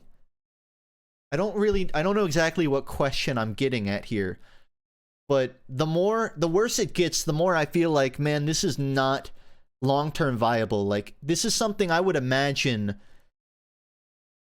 Gen Z or whatever's after Gen Z would go, fuck this, we're gonna find something better to make money off of. But I can't fathom what that would be. Besides subscription modeling everything, which is even worse, probably. I think I'm just an old man yelling at a cloud. I thought I was getting at something really evocative here, but I'm not. I'm just yelling at a cloud. They're getting worse, but we just have to deal with them. No one cares about ads, but they found it's very annoying. Okay, but the cultural consensus is they suck. And it's not...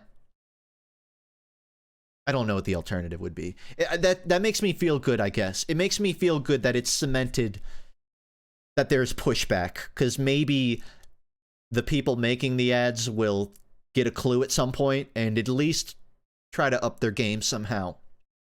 I don't think we'll get to a point where every advertisement is Super Bowl level quality, but I would rather ads at least try to become remotely entertaining than to just hyper-focus on, I don't know, hypnotically selling you on a product. There's so many of those. I hate the hypnotic advertisements where it's like, Whopper, you want a Whopper. Hungry, food, car, keys, where are your keys? Hungry. Those are the ads that bother me the most, because they are trying to tap into me on a psychological level. I at least have a respect for the advertisements that are like, hey, you're gonna skip it in 5 seconds, you're gonna miss it, you're gonna miss the song that we're gonna play. They're at least trying something there. What ads are you getting? I think hypnotherapy ads. Okay, to clarify, the Keys Hungry car is not a real advertisement. I wasn't implying that's a real ad.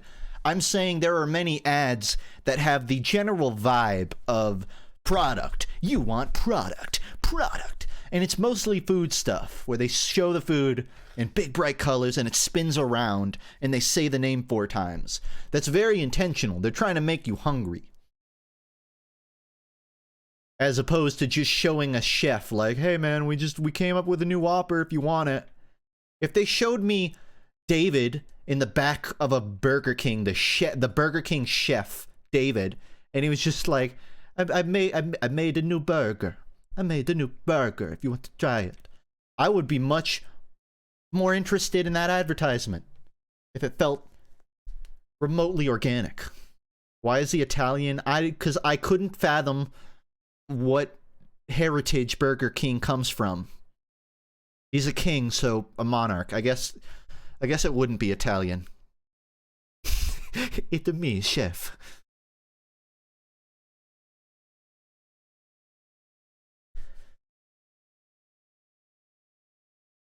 But yeah, I mean, I don't know what a good advertisement is. I just know there are ones that I think are bad. I hate all ads on principle. I don't care if they're funny.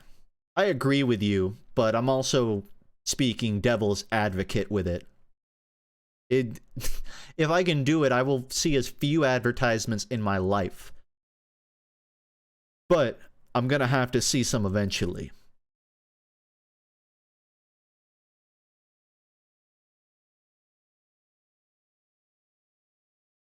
You know what kind of ad would really sell me on a product? If it just showed a live feed of my webcam with the text, "What are you running from?" for a straight 10 seconds. With no product shown, and then it just moves on. That would sell me on a product. Advertisements that are so avant-garde and abstract that I have to know who made it. I want every advertisement to be an ARG.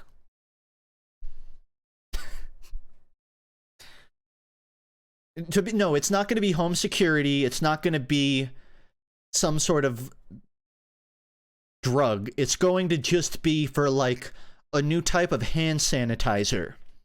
But their advertisement is just going to be, "What are you running from?" With a picture of my face. And I'm going to think, oh God, what do they know? What the fuck?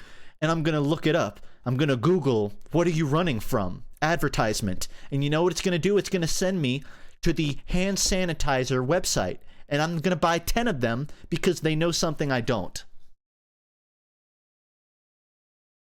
That's what I would do if I were in marketing.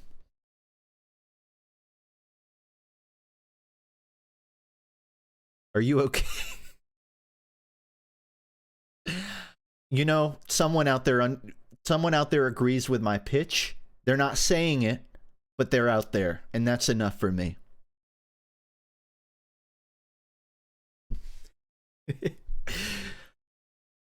I think above all else, I'd rather just run a ad block and not see anything.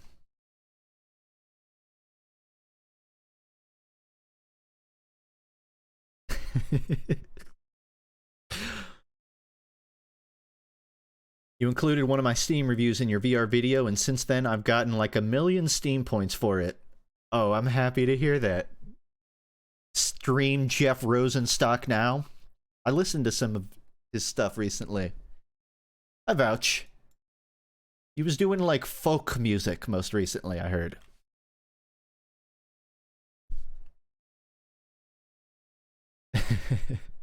I'm scrolling up through my chat, just seeing stuff like, what the fuck?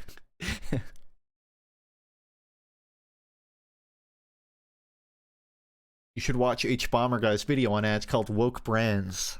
I don't know if I've seen that one. I know H Bomber Guy. I've talked to him before, briefly in the DMs. So maybe I should do that. Neil Young covers. Oh, is that what it is? Huh. Didn't click.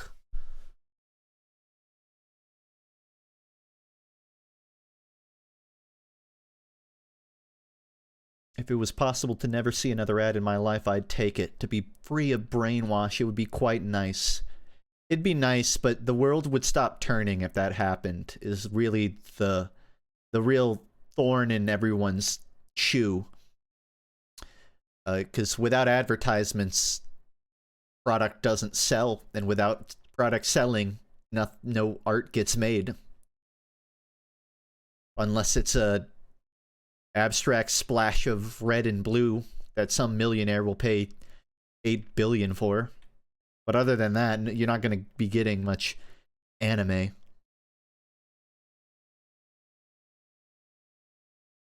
I guess that's not entirely true, because TV shows TV shows are in themselves advertisements for merchandise, generally speaking. So if you wanted ads to disappear, F in chat for those people. If you wanted ads to disappear, much of your favorite content would too, because it is essentially just an advertisement.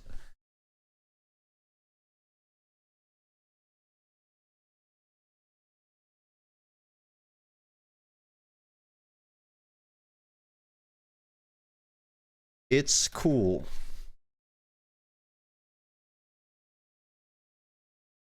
I'm gonna do this like those ADHD TikToks and just change it word for word. Type out everything I say.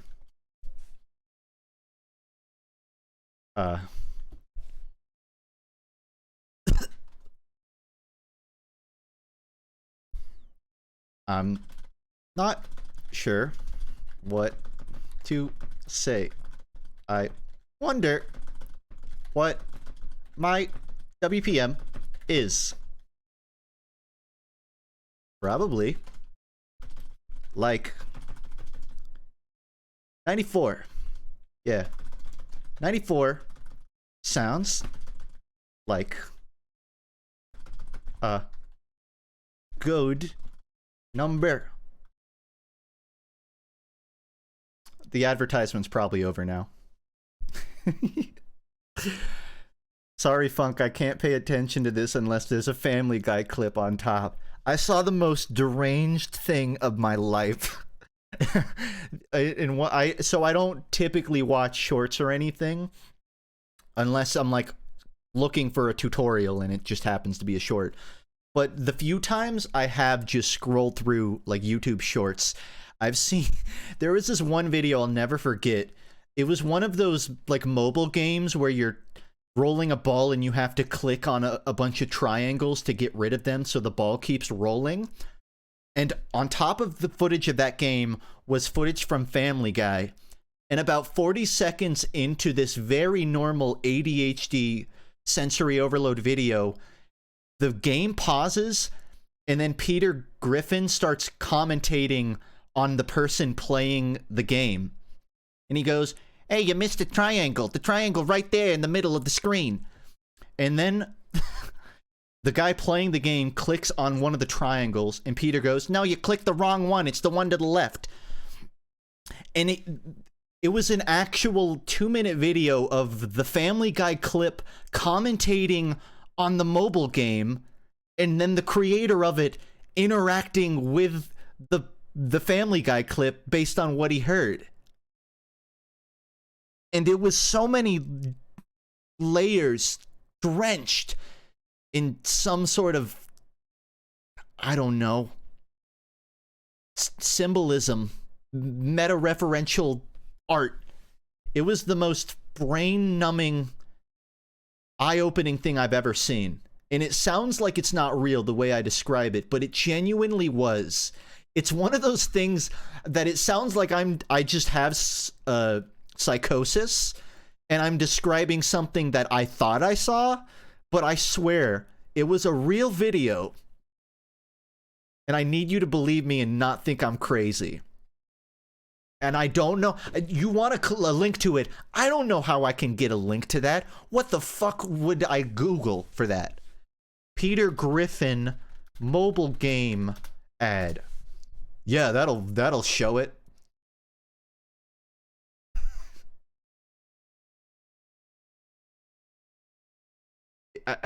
I'm looking and I don't know.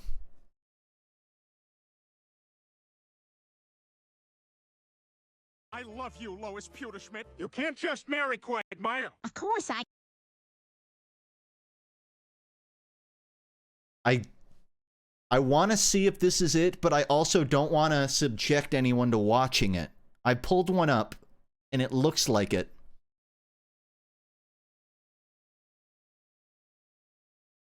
Hold on. Tempted to flip a coin. Is it like some lady in roller skates in the gameplay? No. All right, I'm just gonna open it up and see if this is it.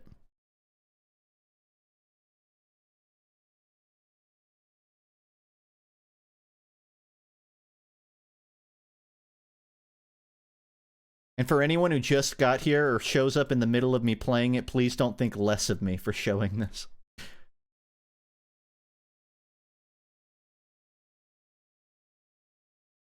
I can't. He has 50 million power because he chose the Vikings, which gave him an increased capacity. Okay, this is not the one that I saw. This is somehow a different, equally insane one. 80 million, teach us how. Well, Quag...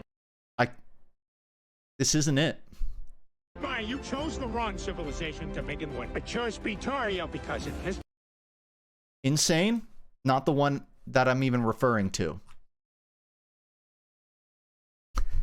But a pretty good example of how deranged YouTube Shorts content has become. We need 5 consonants. I think this is it. Okay. Z, 4, Q, another Q, a third Q, and the ball from that shitty gameplay. Okay, no help there. 15 seconds if It's you want not to take a shot at real. it. Talk it out. Is it yep? I don't believe it. Oh my god, I just took... Believe it or not, there's a longer version of that. But that's definitely the one I was thinking of. And now, keep in mind, I primed you to know what that was. Imagine if you were me, just scrolling brainlessly through some of these, and you just see it and assume it's real. Like, oh, it's just Family Guy clip. I actually had to, like, pause and feel my own pulse to make sure that I wasn't lucid dreaming.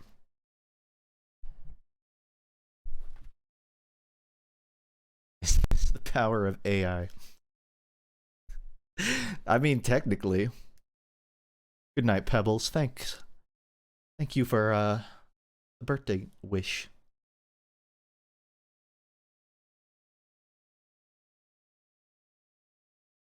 Yeah. Anyways, I don't try not to subject myself too much to that.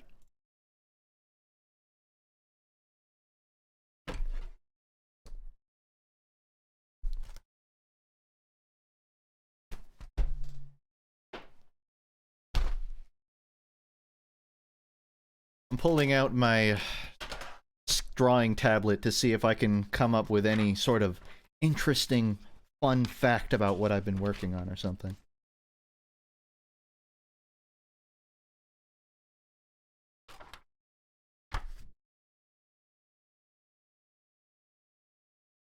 You know, to this day, I will say I don't have a waifu or anything.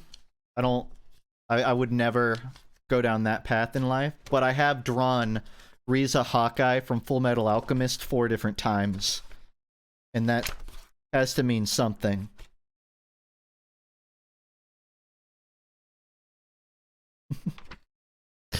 Well, you know, going from the Peter TikTok to Dead Silence, it's an interesting contrast.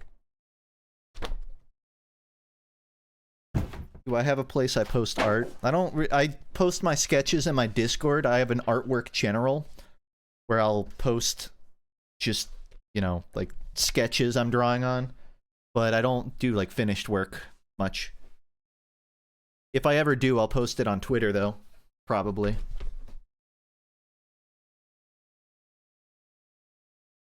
I do have something I'd show, but I have to like take a photo of it. Oh wait, it's in my other notepad. Hold on. I got like 3 of these now.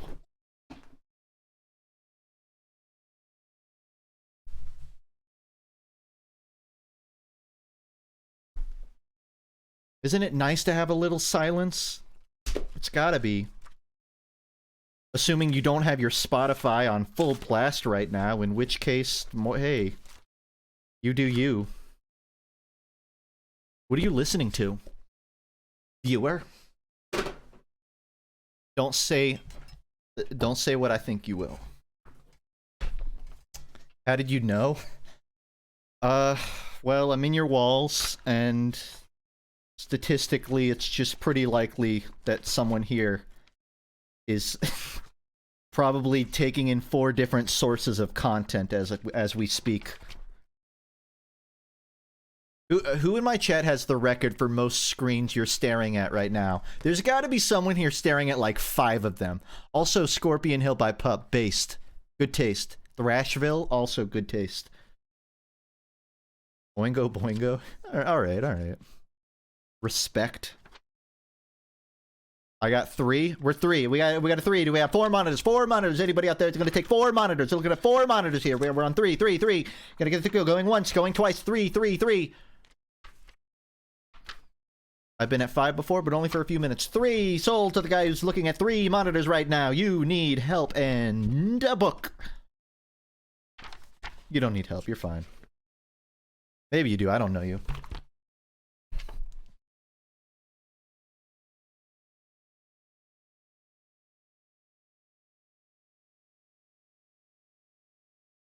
I have a question for artists. Do they make mirrors for artists, or do artists just buy like hand mirrors? Or am I crazy and most artists don't try to see their work flipped upside down? Because the benefit of like drawing in Photoshop is you can mirror your art horizontally. Okay, maybe I should start from the beginning because I'm confusing people.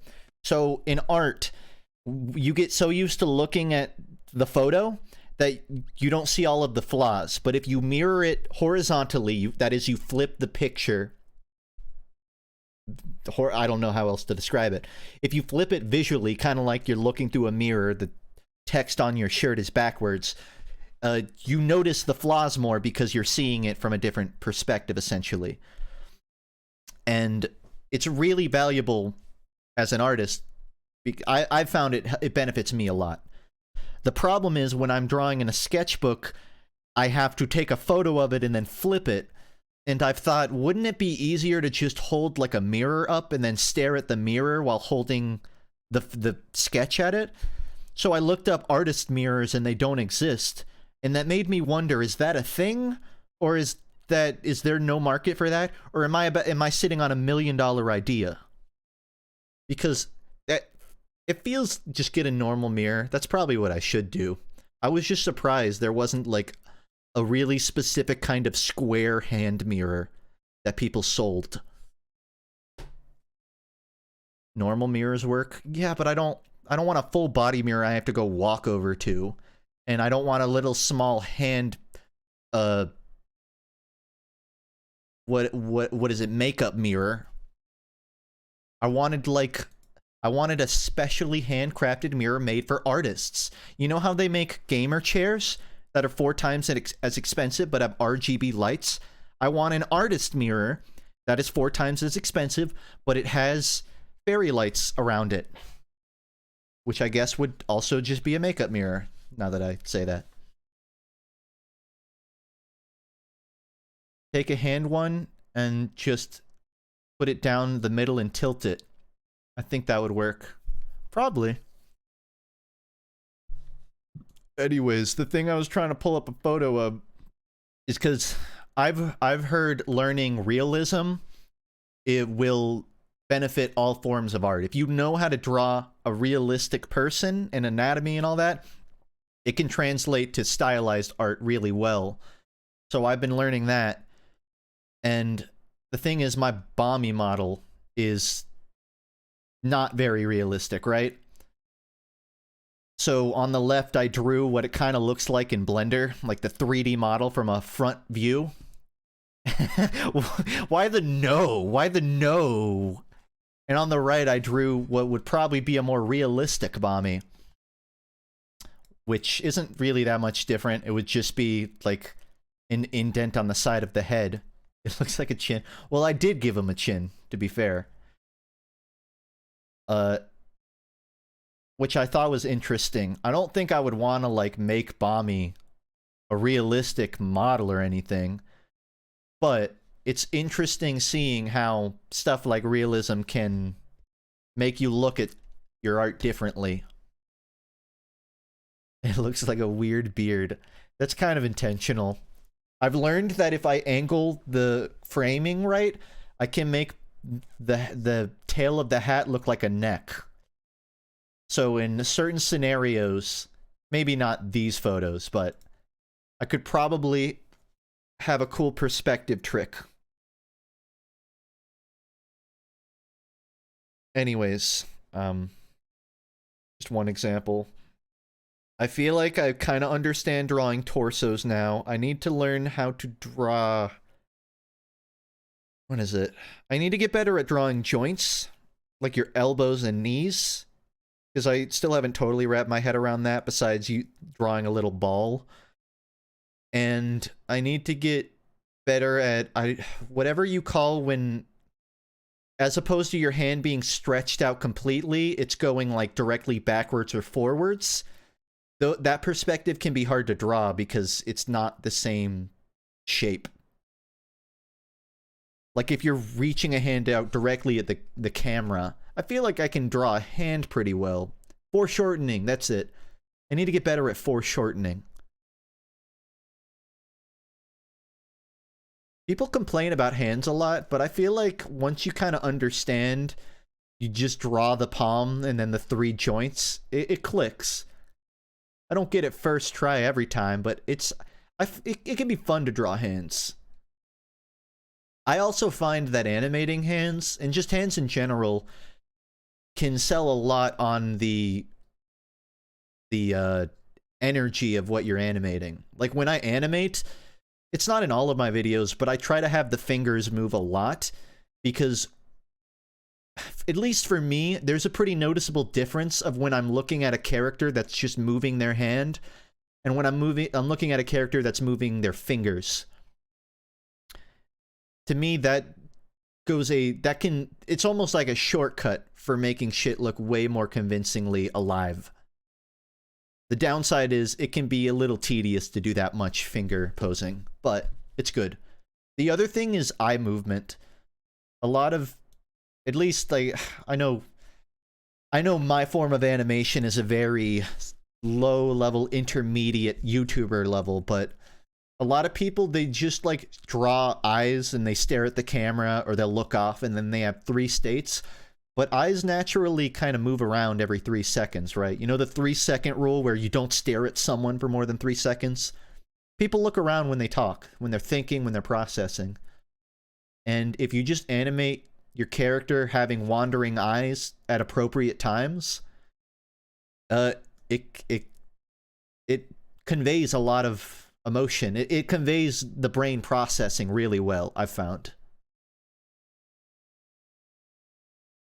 That's a rule. It's not a rule, but it's sort of it's a well understood social practice that if you don't know who to stare at when you're at a party or something, you basically just go person to person, or whoever's speaking, but you try not to stare at them for longer than like 5 or 10 seconds, because after that point, it starts to psychologically feel like you're staring darts into them, and it can make people uncomfortable if you stare at them for too long.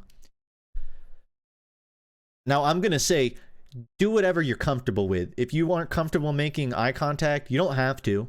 If you feel more comfortable staring directly at someone and you feel awkward looking away, that's okay too. But I think most people, they don't like staring at one thing for too long. They feel like they might be imposing or putting pressure on someone to, you know, look alive. Like, I'm pretty good with eye contact, but I still tend to, like, look away every 5 seconds just so whoever I'm talking to... Because if someone stares at me too long, sometimes I trip up on what I'm thinking, because my brain's like, oh man, they're really looking at me. And if they look away, it feels easier to just... I don't know, it feels easier to speak sometimes. But that might just be like a stage fright thing, who knows?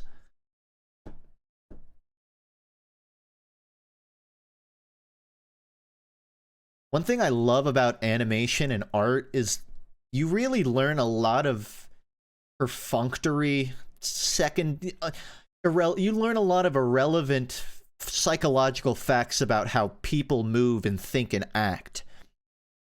Like the fact that your legs are further from your brain than your hands, right? So your hands typically will react to things faster than your legs will. And it's just random anatomical knowledge like that that I love learning whenever I'm animating.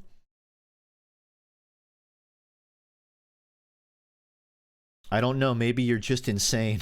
I think we're all a little bit. It's not a hard rule either. There are plenty of reasons your brain would prioritize kicking over a hand motion. But the way the nervous system works, sometimes during certain actions, you know, the shortest route is going to have the immediate response. Like, your eyes are going to dart faster than your hands are, for obvious reasons. There's a lot of cool stuff like that. And then that's without even getting into body language, being able to convey if someone is, like, timid or bold or brave or brash. It's cool. It makes up for the minimal amount of social interactions I have in my daily life, because I get to learn about how people move, and it's almost like people are real when I do that. It's almost like the outside world isn't just a reference material for me to put onto the canvas.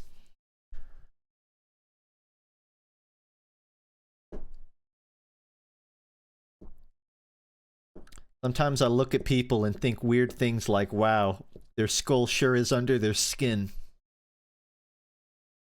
You're the only person that thinks that way.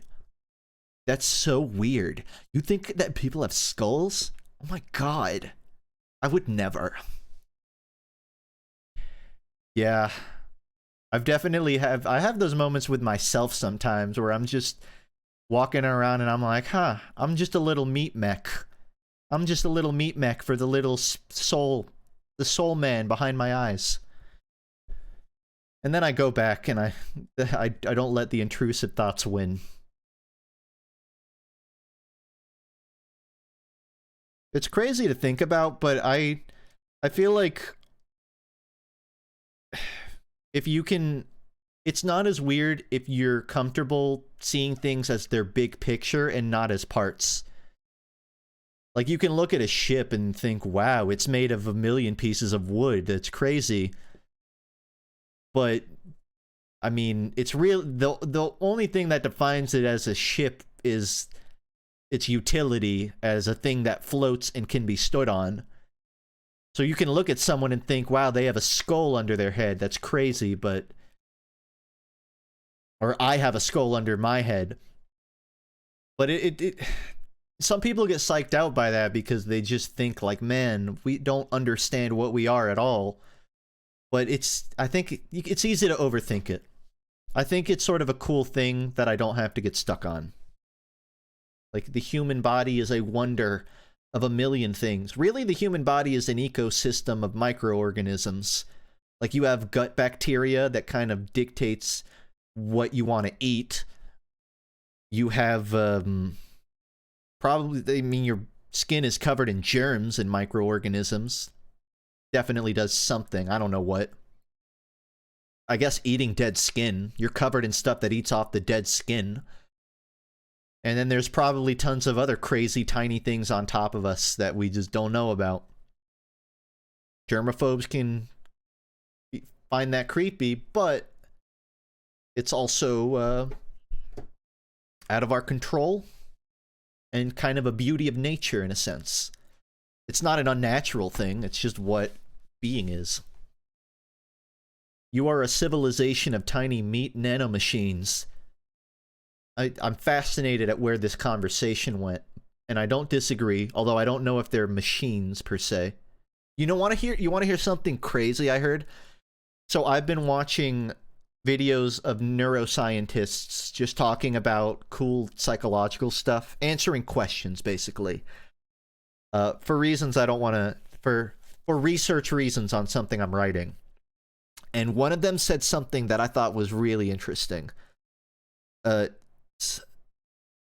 So he said that apparently they've done studies on it, and some people have been proven to see things at different frame rates. I can't totally articulate why, but you know how when you see footage of a car wheel in motion, it looks like it's not moving because it's matching the frame rate of the camera? Or like you look at a helicopter and it looks like the wings aren't moving. That's because the frame rate of the camera matches the speed of that motion. Well, apparently some people can see that sort of effect without a camera. They just see it naturally with their eyes. So they look at a helicopter or a wheel and they can have that standing still effect. And the leading theory on that is that the human brain runs at a frame rate, and that some people run at different frame rates. That's the theory. It's not proven, and there's a lot of argument, but there's really not evidence to imply otherwise, and it kind of provides an explanation for why some people would have that effect. It's because maybe people process information at a literal frame rate. That's not real. I don't believe this. An accomplished neuroscientist said it. I'm not him. I'm paraphrasing. If you really want to go hear it, it was in a YouTube video. I think it was a Wired one. Neuroscientist answers illusion questions from Twitter. It was Pascal Wallish. If you want to see this thing yourself, Pascal Wallish on Wired. But yeah, this theory in neuroscientists, and I guess it is a theory, is that, you know, brains run at a frame rate, which has a lot of implications, supposedly. I don't know what they are, but he makes it sound very interesting. He also said that it varies based on, like, metabolism, how tired or well slept you are. It's not that, like, the human brain constantly runs. For one, the human brain can't see over 30 FPS anyways, so none of this matters. But supposedly, at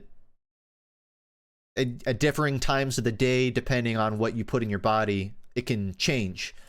So if you've ever been really tired and you kind of have that after image effect where you almost feel like you're processing things slower, or things are moving at a lower frame rate, there may be an actual physical reason for that, a mechanical, chemical reason. I thought that was fascinating. Even though I have no idea what it really implies. Can you overclock your brain? Yeah, it's called cocaine, but it burns your system pretty quickly. It has drawbacks.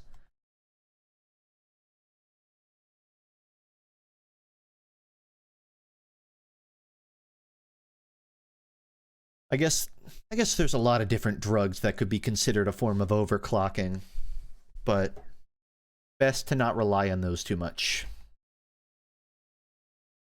Or be able to function without them, I guess is the real takeaway.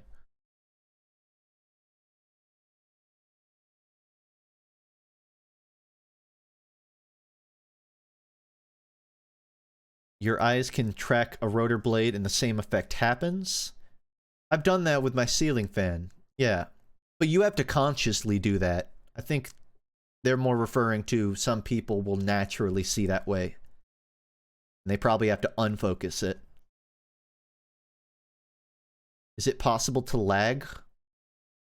Yeah, theoretically, if you send someone out in space, I mean, there's already time dilation based on gravity, I believe. So astronauts, I think they're biologically moving slower than Earth because they're not affected by gravity. I might have it backwards and it might go faster, but I'm pretty sure there are a lot of like factors that can cause someone to literally lag in time. I don't think it's not like you come back to Earth and you're lagging, but it's that your body has aged at a differing rate. I can't wrap my head around what it means, but there have been time travel to some degree is proven to exist. It's just not getting in a box and going back. It is just aging your body at a different rate than Earth. I think most of the theories are about throwing someone in a really fast rocket and making them do donuts in space for a couple dozen decades. They might come back, you know, 0.005 minutes or seconds younger than everyone around them on a technical level.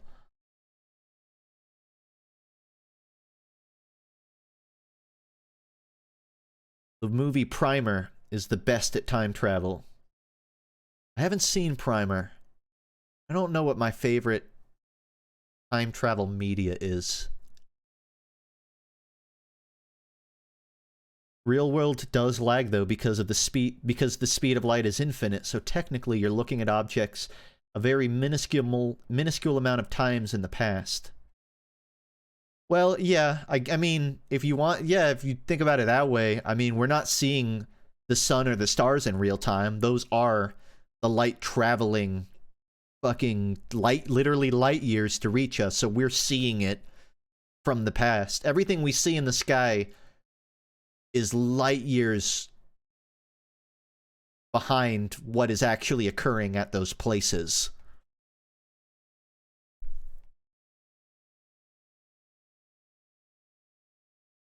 So yeah, I guess lag does exist in a sense.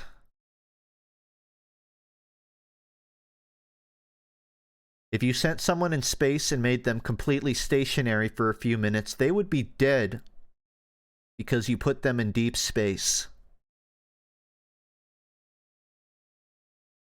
You were cooking with that one.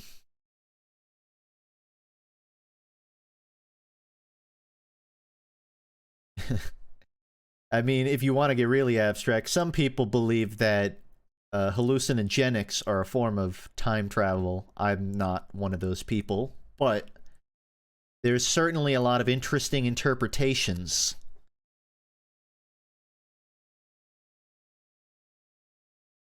I don't know what the theories are on drug stuff, but it's, I guess, mostly alien theories, from what I know.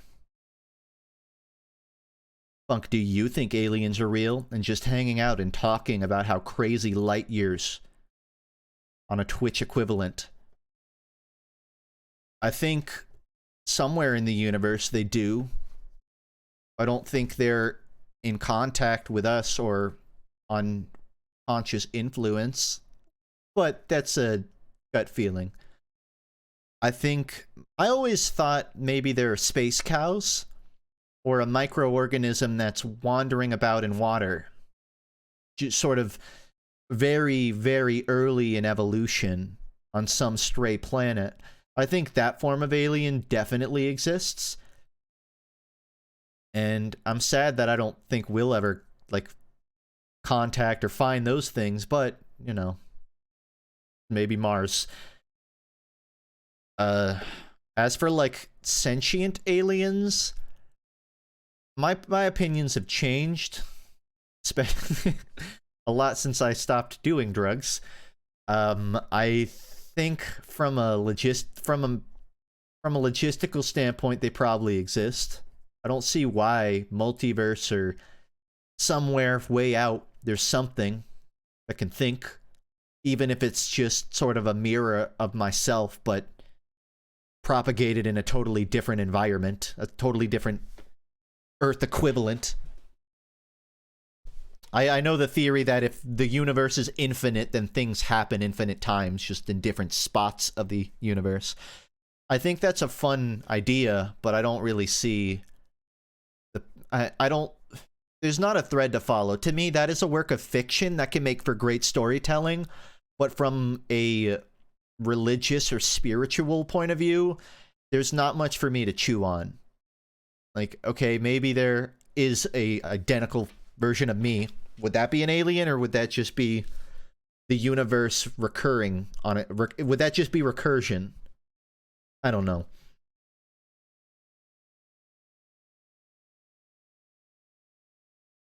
I found I'm more likely to believe in the paranormal when I can't sleep.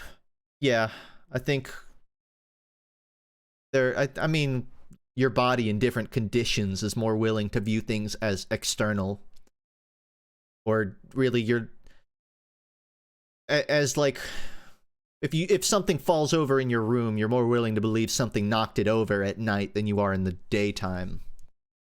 I think that's just part of like sitting in the dark. Just like a evolutionary thing, because you're worried it might be a predator, so your brain automatically thinks something's there, and if I know something's not there, it must be a ghost because I can't see it.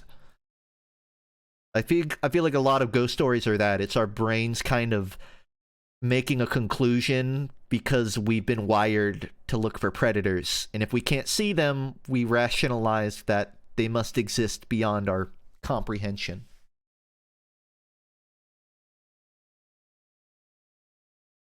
You should watch Color Out of Space, by the way, or read the book. Really good take on aliens. It's a meteor that comes to Earth in the form of basically like a color that infects the water supply, but it's an alien. Really good. I feel like there's a multiverse out there, but we haven't reached a point where we could prove it. I don't really feel like we could. I mean, do you want my honest opinion? I think the most alien thing we will ever experience is technology. We are already experiencing it. just Google Corridor Crew and you'll have a pretty good idea of that. But I think it's unrealistic to like ever want an answer for aliens. But I think a computer getting so productive and effective that it's scary, I think that is more than on the table for our lifetime.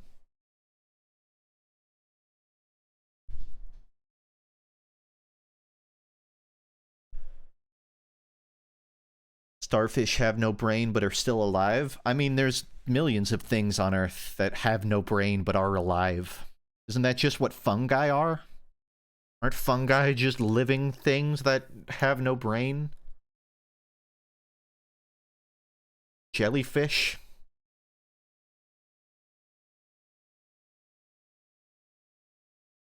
Make the AI produce paper clips. I've heard that one. I know where that goes.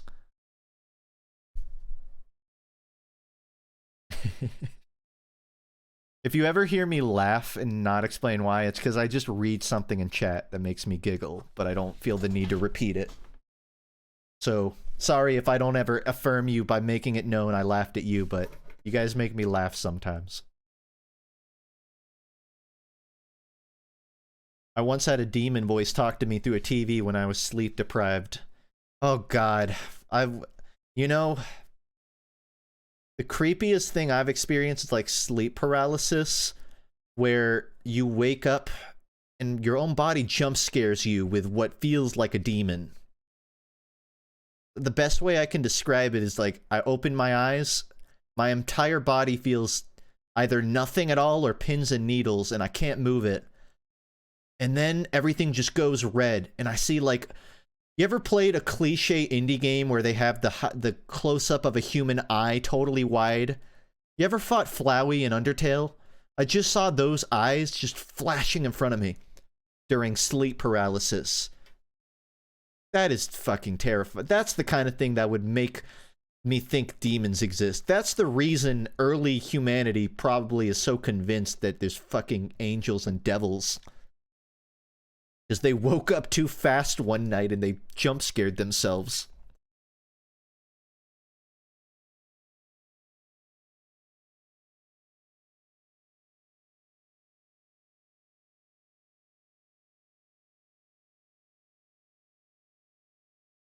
Funk, any opinions on New Zealand? It doesn't seem that new to me anymore. I feel like they need to update their title. False advertisement.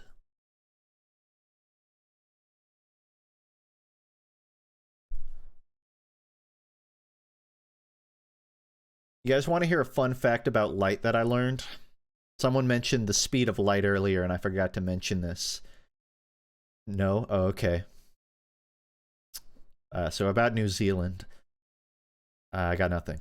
So apparently, there is no such thing as a maximum brightness in the universe. You know how there's a maximum speed of light? There isn't a maximum theoretical brightness of light.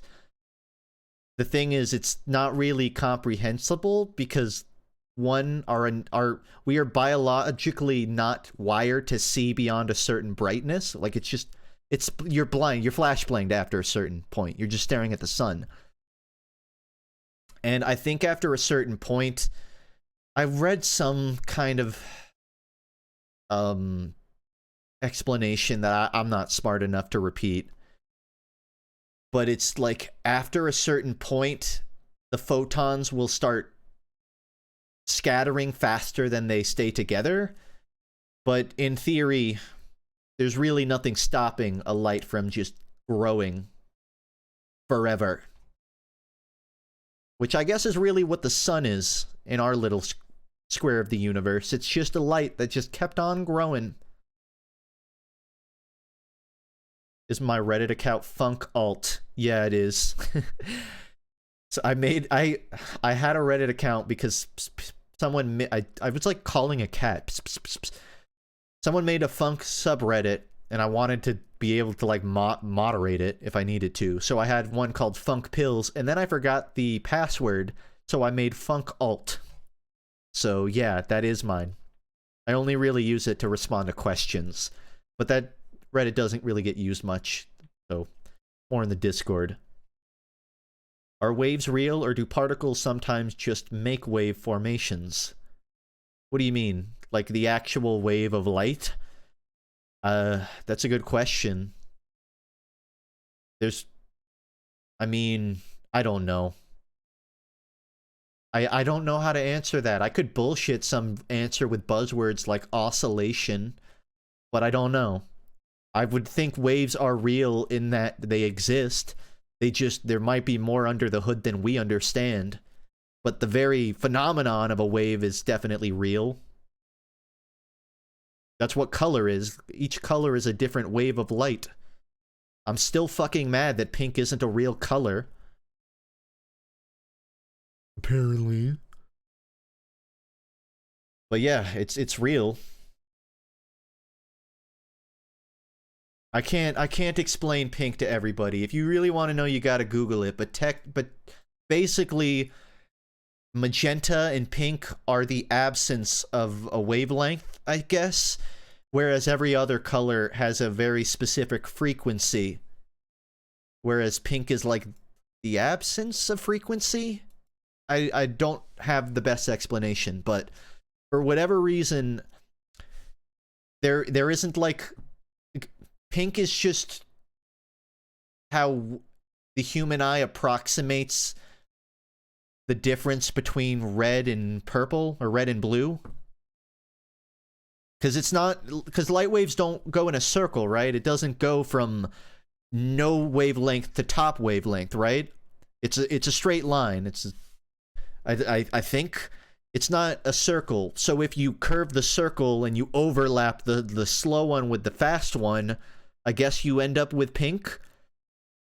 So pink is the combination of wavelengths, but it's not its own wavelength. I think that's what it is.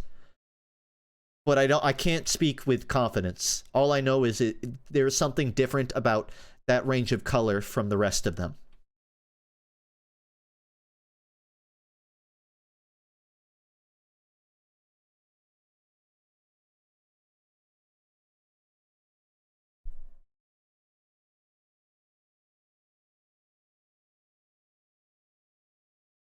Oh man, there's something I'm thinking of that I find really interesting, but I don't have the information on hand, so this might take a moment.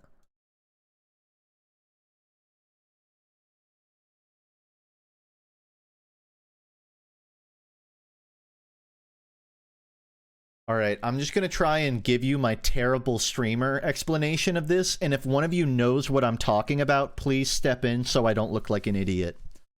So, there are people, like scientists or whatever, that are tasked with basically aiming a telescope at the sky, looking at a star, and sort of monitoring it. Oh, they got an advertisement. I feel, okay, I feel bad. There are a bunch of people with an advertisement. I'm gonna see if someone knows this. So, okay, how about this? Does anyone know, there's like an album cover where it's a bunch of waves from a star. Like people were monitoring a star and it had this very specific oscillation. Unknown Pleasures, is that it?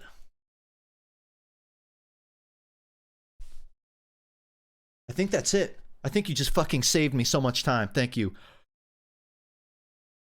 Okay, let me pull this up.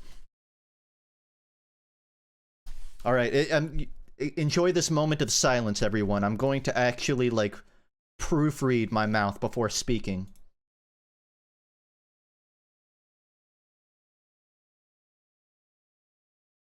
Thank you, Hellraiser. That is exactly what I was thinking of.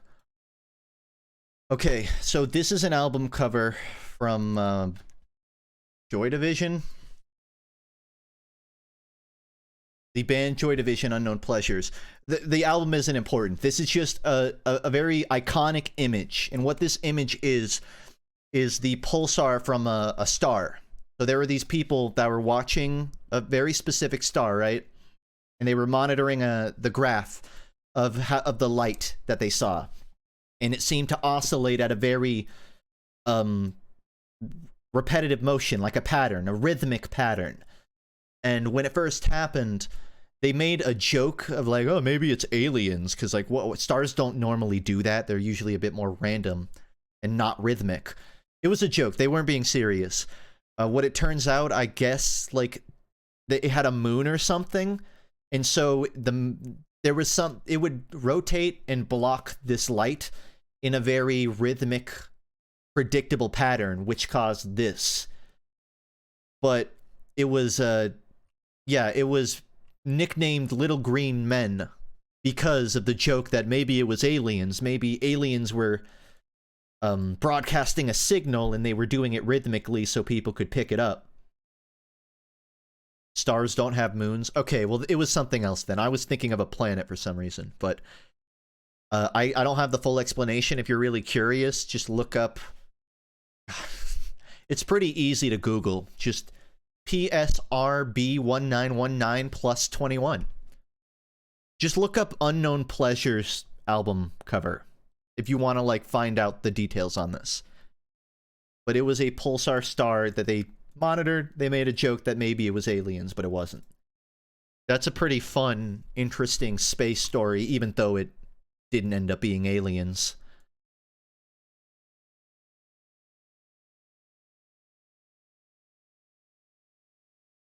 I have to be honest, I'm sitting on a lot of fun facts about light and space and other stuff, but I can't share them. I don't want to share them here because there's some of the stuff is stuff I've learned writing my little original mountain video, my original story that I want to make into an animation at some point. it has a lot of inspiration that comes from these fun facts. So rather than rattling them all off now, I'm going to save those for some future content. But I will say it is it's seeing how light works in the universe really infinitely interesting.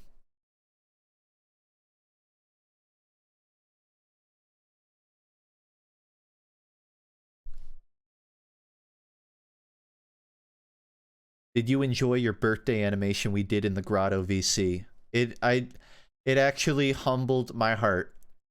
I was looking at my phone in bed at 3 a.m. and seeing a bunch of people post stuff for my birthday that early on it was, thank you. It made my night because I didn't really hear from anyone else. But it was also like 3 a.m. to be fair. And I've heard from people today so far, so. But yeah, I did see.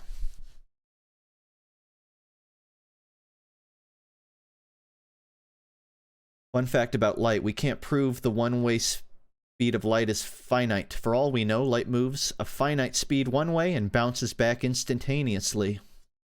Oh, it is a fun fact.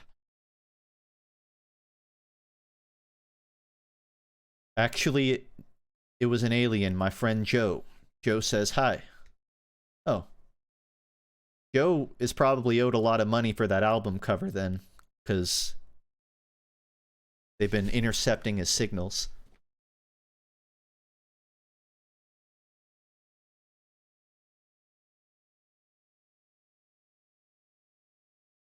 I've been kind of wanting to go through more of Lovecraft's library. I know of some of his other books, and I like Cthulhu. And I trust me, I'm aware of how Lovecraft kind of sucked. But there was one story he wrote about a weird river. I can't remember what it's called. The Lovecraft story I'm interested in reading is one about a guy who wants to live in his dreams. And I won't spoil how it ends. I do know how it ends, but there's a guy who's basically living a whole second life inside of his dreams. That I'm pretty sure somehow inspired a Junji Ito book, but I don't have evidence of that. Try Haunter in the Dark.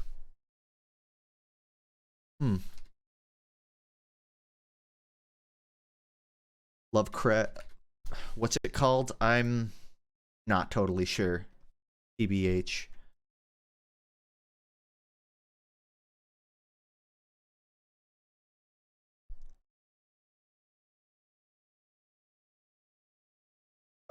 Celephais. Celephais. It was a story by Lovecraft about a dude trying to live in his dream. Or I guess maybe it wasn't him he was trying to live, but there was like a whole world inside of his dream. Like a whole political culture that I guess changed every time he went back or something. And the river one I was thinking of was Whisperer in Darkness.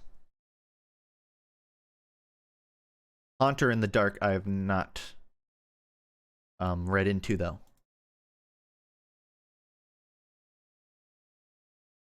You're thinking of Unknown Dreamlands of Kadath. Maybe. Maybe it's that, unless he's written multiple about... Oh, wait. Randolph Carter dreams 3 times of a magic sunset city, but each time he is abruptly snatched away before he can see it up close. When he prays to the gods of dream to reveal the whereabouts of the phantasmal city, they do not answer, and his dreams of the city stop altogether. Yeah, that's what I was thinking of. Huh. Wonder where I got Celephais from, then. But yeah, that is that Lovecraft story I was referring to.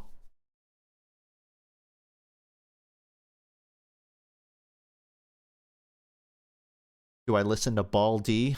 Never heard of it. I know the topic of album covers has passed, but some of my favorite album covers are from the first 2 Will Wood and Tapeworm albums. I'm not familiar. I can show you my favorite album cover. And I think you'll unanimously agree that it's the best album cover ever. It's by a band called Roswell Kid. They kind of make sort of Angus 90s Weezer type guitar stuff. This is their album cover from their Good Graphics EP. Pretty good. That's one of my favorites. I'm an easy man. I'm easy to pleasy. It's also very accurate to what the album sounds like. It is 100% a three hands guitar album.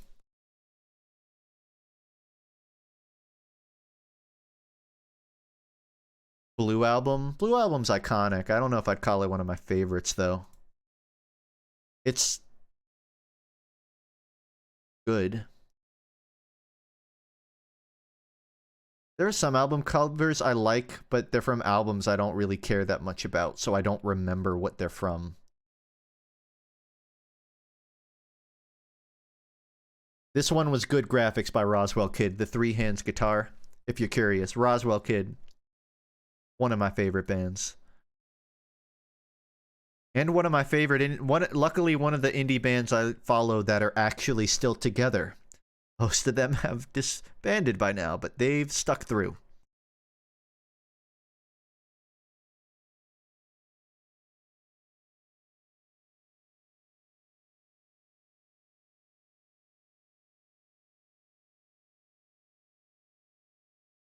Pinkerton?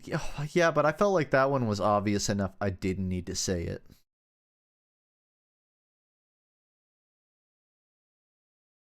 I like the album art that is art that you could appreciate removed from the music itself. Like, it's something you could just look at and appreciate. I like that kind of landscape or portrait art.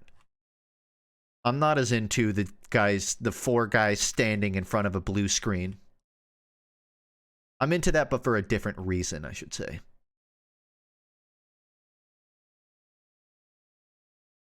Early counts as art. Yeah, it does. I guess Abbey Road is pretty iconic. It's hard to argue that Abbey Road isn't a good album cover.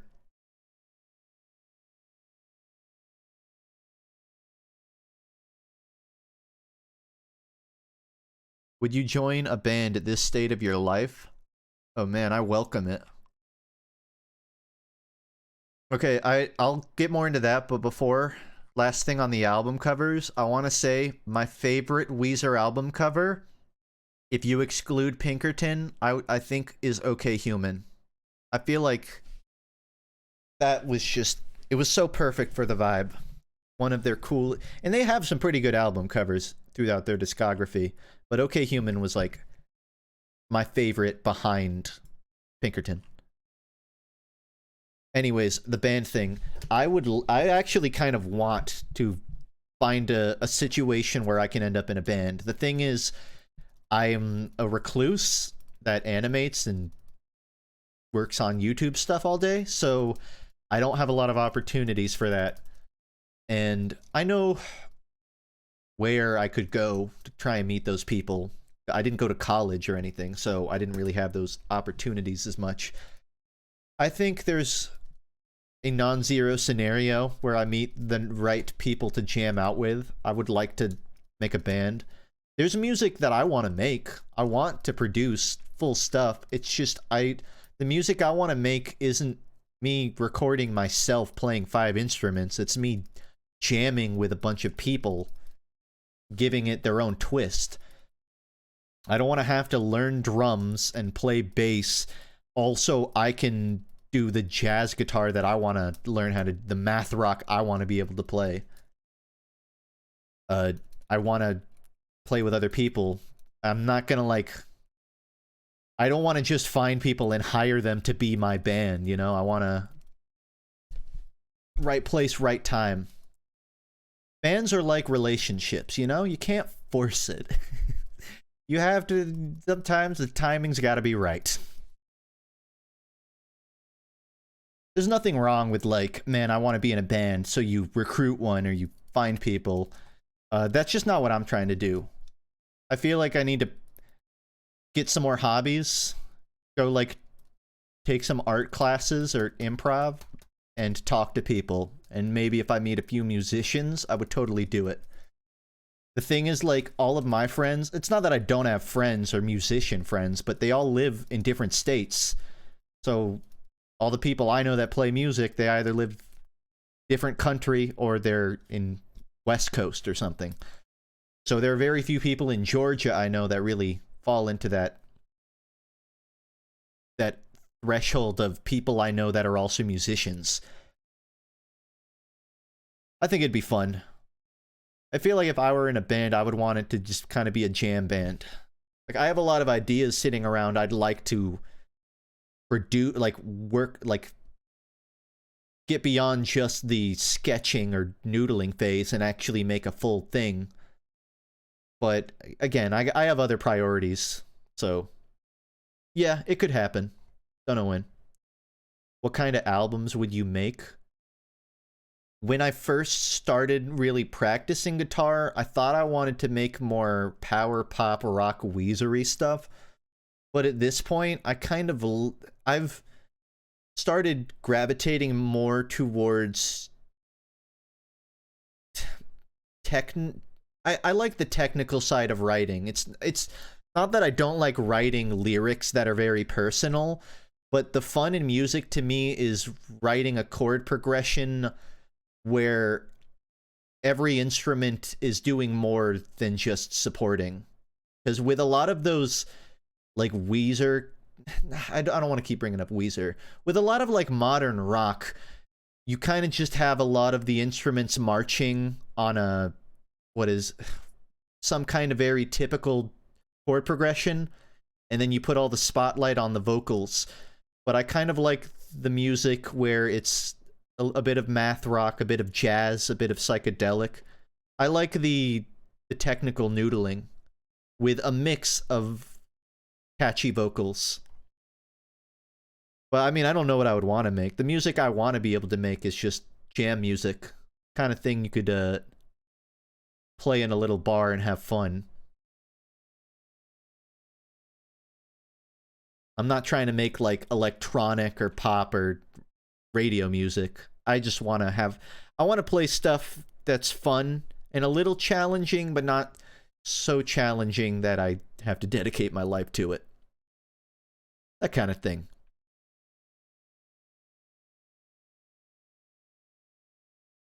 D&D is a good way to find people with similar interests. I agree with that, and I do play D&D every week, but I play it online on Roll20.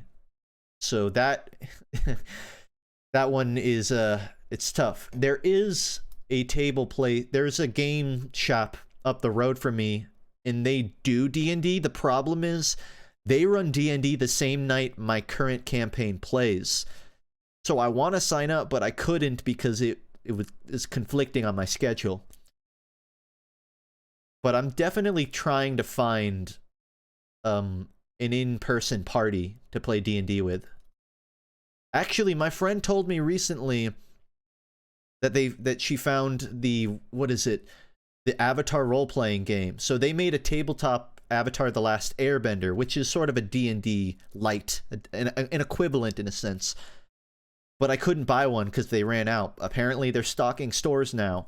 And I'm almost tempted to buy that and start just DM a campaign of it for my friends. Because I do have friends local that play Avatar. But that's a commitment, so I haven't done that yet. Let me guess, you play Bard. Nuh-uh. Good guess. You think I get laid? No, I play a monk. Which is probably the total opposite of a bard, now that I think about it. I play a monk, and his entire deal is that he's voluntarily celibate. I'm kidding. That's not what he is.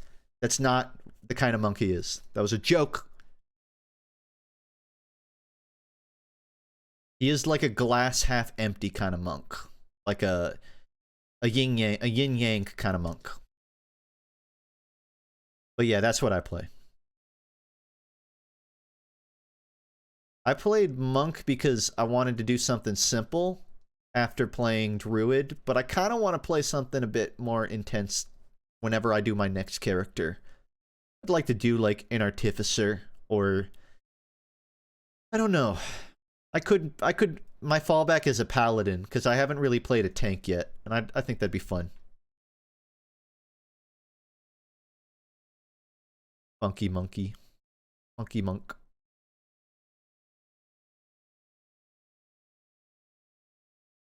The hard thing about D&D with friends, and at least in my group, is that they can't stop doing goofs to get anything done, is what I assume you meant.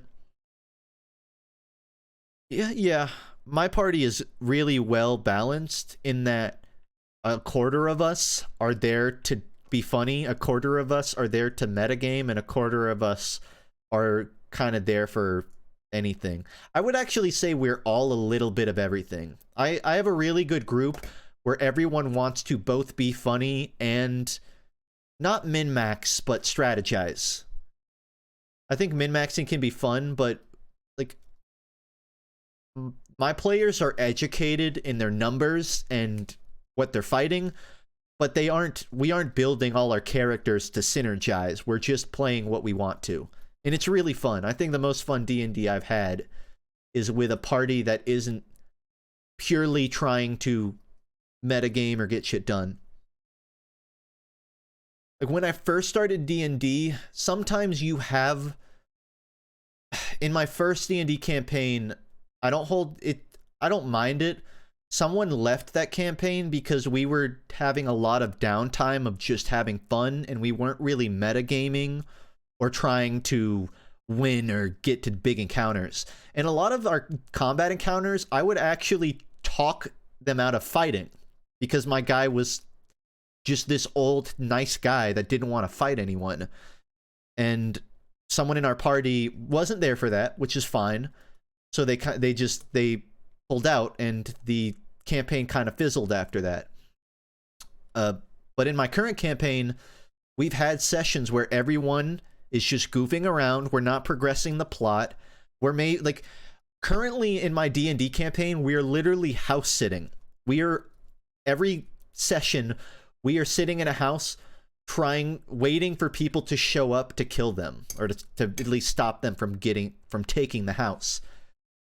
And some people might see that and think this is boring. Like, we're not going anywhere. We're not like progressing a story. We're waiting. But my party, everyone is really there to have fun. They're there to learn, because one, my DM is a really good world builder. So it's fun to sort of prod him on the details of like, let's go find a shop and start annoying one of his NPCs. We can have a lot of fun just doing shopping episodes, I guess is what I mean. And it's that I've had more fun doing that than I've had just as much fun doing that as I have beelining the plot. I think I don't have a lot of D&D experience, but I would imagine the most fun games are those ones that have a lot of sides to them. Or at least the most memorable ones. It's not to say a min-maxing campaign can't be infinitely fun or memorable.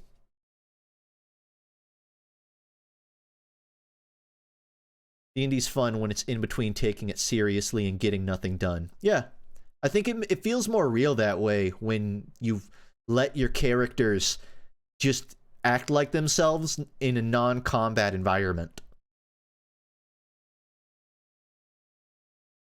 But what's fun about D&D is there's no right way to play it. Because in the campaigns I played, everyone is like, they play very different characters. There are some people that are really quiet. There are some people that just want to constantly make puns. There are some people that have like a goal for their character, or a character arc. And it's fun seeing everyone do that in tandem. And I will say I love Vox Machina, the cartoon form of Critical Role. I think Critical Role is really cool too. One downside of the TV show Vox Machina is that they have to cram hours of D&D content into a pretty digestible 20-30 minutes. And so it's hard to watch 6 character arcs, or like 4 of them unfold in real time when they have to cut out a lot of that downtime that happens normally in a D&D campaign and does happen in Critical Role. I really like Vox Machina, but it's a little surface level in that, like, it really feels like you're watching just 5e but in a TV show, which isn't a bad thing. But I guess my point is, when you play in D&D and you're sitting for 3 hours in a session, you have all this time where you're willing to just play your character not as a caricature, but as an actual person who might respond to being told or called something in a very particular way. And that's what I love about D&D. If you're wondering why my voice keeps cracking, it's not because I'm sick or I've been talking a while. It's because I had to drive 30 minutes to Guitar Center today, and I was singing in the car the whole way. And I was singing a little out of my range, so my voice is half here. So if I crack, that's why. No one asked me to hit a F sharp, please.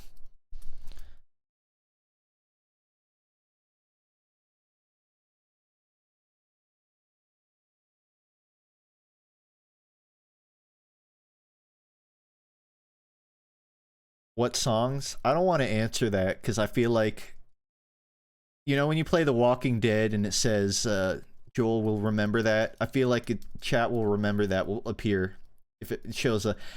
If I tell you what I listen to, you're gonna say of fucking course. And I don't want you to think I'm a one-note streamer. I was listening to the demos for Weezer's Blue Album. It's the versions of the songs that are a bit more bluesy. It's like,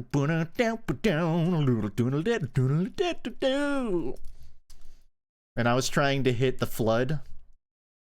The sun is drowning in the. You can imagine how the rest of it sounds. Anyways, I was singing that. There was some other stuff too, but mostly that. That's where I lost the voice, because like I can sing along to Feed Me Jack, but they don't scream sing.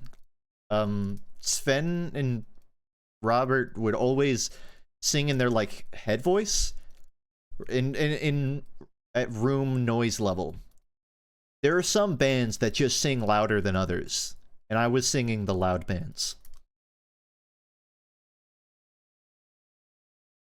I think the most frustrating thing is like not being able to hit a note that you know you can hit, but you just haven't been practicing. That's what I've realized. I used to have a vocal coach, but this was like years ago, like 4 or 5, and I was a lot more confident in my singing along to the radio then. But I haven't practiced my singing, and now I've got weak chops. I've got weak vocal cords.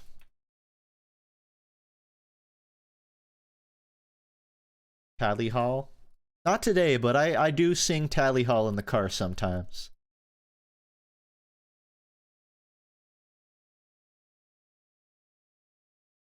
My choir teacher is always confused to how I can memorize really wordy songs like 6 Up, 5-0, and even being able to recite World Tour from memory.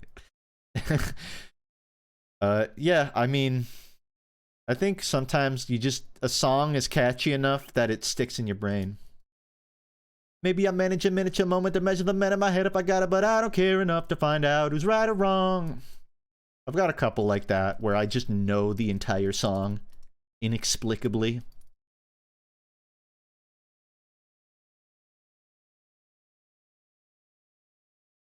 My funny brain goes to the degree where I will listen to the isolated vocals of a song just to hear how they sing it without the without the instrumental drowning out their quieter parts. Like, there's a part in Promiscuity by Feed Me Jack where he's like, will I leave you all alone? Maybe I will, maybe I won't. But if you listen to the isolated, he goes, maybe I will, maybe I won't. He just goes super low with it. And I never noticed that listening to the song itself because, you know, bass. But sometimes you just hear the straight a cappella.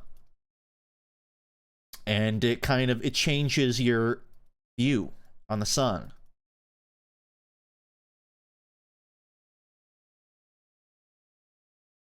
You look like you enjoy Bo Burnham. You look like you type correct sentences frequently. Bo Burnham's one of my favorite comedians. Stand-up performers, certainly. Put it that way. I think he's definitely, like, honed his own craft and pushed the mold a bit. He's brought the performance into a much more theatrical...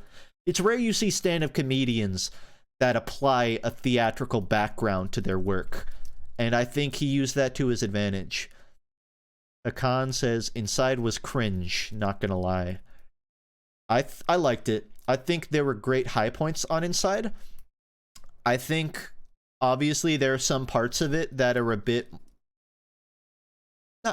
dated feels mean to say. It came out as the pandemic was ending. So the reputation for it is a bit more like, oh man, I remember feeling like that. I think Inside was great. I liked it. I think obviously some of his dramatized depression is a little gratuitous, but that's part of the performance. And I think if you know Bo Burnham contextually, it works a bit better. Knowing like his What and Make Happy and his other set. I can't remember. Like the one before that, it isn't on Netflix or anything. Just that he's had like a lot of different emotional... He hits a lot of different points in his content typically, but he never really has done like a dark type of comedy. And I think Inside was him going for that. Words, words, words. That's it. Yeah, I liked Inside. I don't like it more than Make Happy or Words, Words, Words. And I think it's a valid form of expression. I don't think all of Inside was meant to be funny.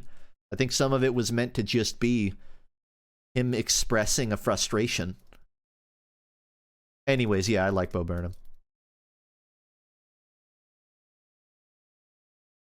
I never get to hear someone who sings outside of a song. Oh, you mean me singing it. Thanks. Another thing I learned about Feed Me Jack was in the song... I'm just speaking for myself here, but sometimes, like, you listen to a song so much and you think you know the lyrics, and then you look up the, like, Genius page and you realize you've been singing it wrong the whole time, and that happened to me with them. Like, they have a lyric where I thought it was, now that we know another way out, I feel it coming, but I'm pushing it down. I looked it up, and it's another window, another way out. Another window, another way out. Another window. Da-na-na-na-na. And I've been singing it that way for, like, 2 years. And it, like, blew my mind. Like, that makes so much sense. I've got my ass wide. You got your big G's. I got my hash pipe. You didn't hear window? No, I thought they were saying, now that we know another way out, I feel it coming, but I'm pushing it down. I think that happens because the thing you think you hear sounds like it makes sense. I thought he was saying, now that we know another way out, I feel it coming. Like he was saying, now that I know the way out, I'm dreading having to take it. But it was a totally different interpretation. I know another window, another way out. It was almost the opposite. It was him saying like, I'm gonna find another excuse. As you can tell, I have thought deeply into the meaning of these lyrics. What's that phenomenon called? Good question. I think it's just mishearing.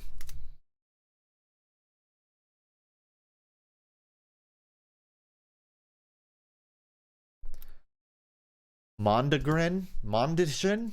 Is that an actual word? Mondegren. Mondegreen. A misunderstood or misinterpreted word or phrase resulting from a mishearing of the lyrics of a song. Mondegreen. Mondegreen. Mondegreen. Mondegreen? Mondegreen. It is a word. Well, there you go. I mondegreened that song.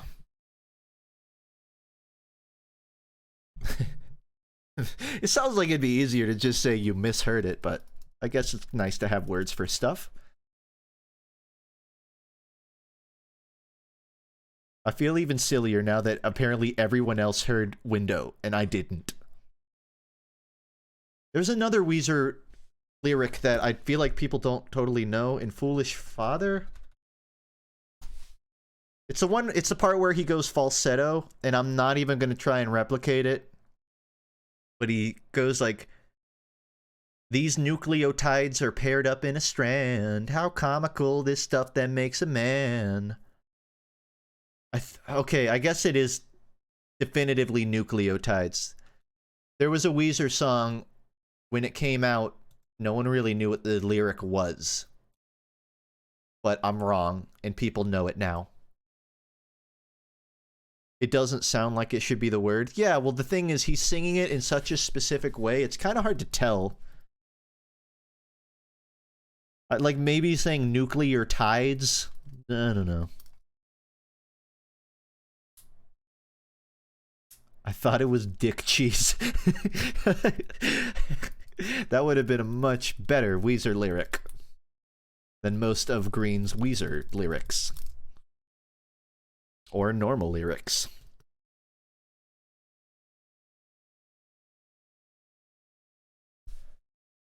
I can't really think of any other misheard lyrics, but it is an interesting phenomenon.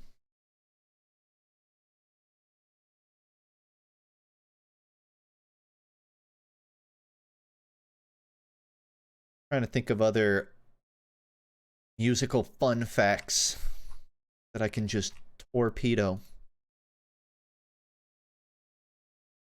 Did you know that gorillas isn't real? It's true. They're drawings. They lack bodily functions or organs because they're not real.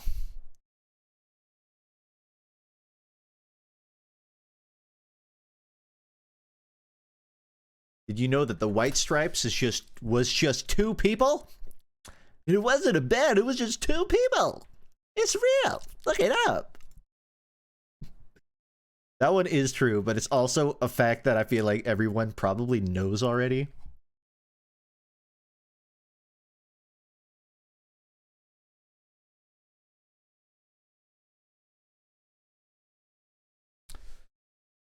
This isn't a fun fact, but I really like that Daft Punk song with Julian Casablancas.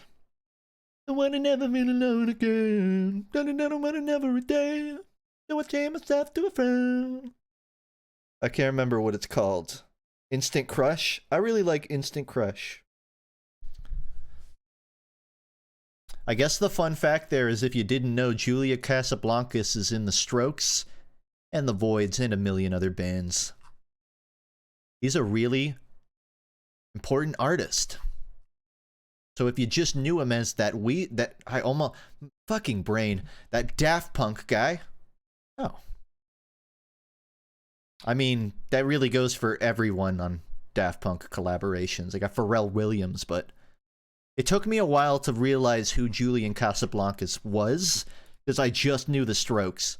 But I eventually went through his, like, solo discography and other works. And now I get it. I get it. I thought you were gonna say that Gorillaz was a political cover-up. No. Plastic Beach, maybe. Covered in plastic.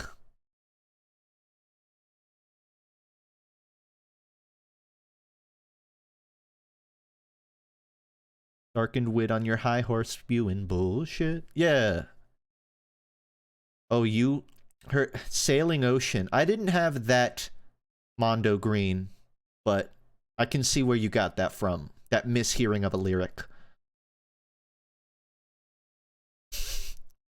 I hate the fact that every time I go to mention a band, my brain automatically autofills to the letter W, and I have to course correct every time. That's not good. I wonder what, like, the most... There's probably a Watch Mojo top 10 video on the most misheard lyrics. I thought I just thought of, like, a great video idea. That's not even remotely... There's probably millions of videos like that. I'd watch it. I only listened to the Miku version of Instant Crust. Is that real? A Hatsune Miku version of Daft Punk?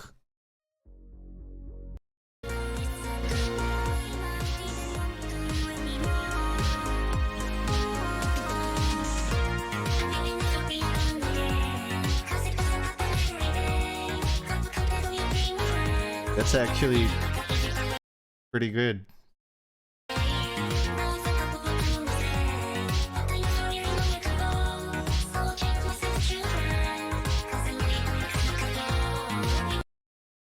God, I want to listen to the whole thing, but it's gonna mute my VOD.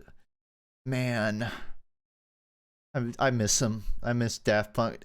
Not Hatsune Miku. I miss Daft Punk every day. Ugh. That one's going in the favorites. There's a Miku Little Dark Age.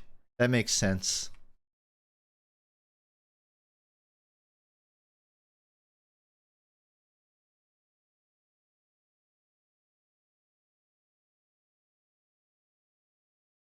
Oh, wow. Would you believe me if I said I looked up Miku Weezer, and in the top 10 results was Miku's Little Dark Age, the song you just mentioned?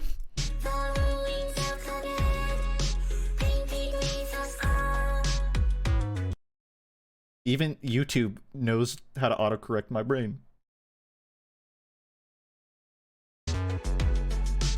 I don't know where the chorus is in this song is.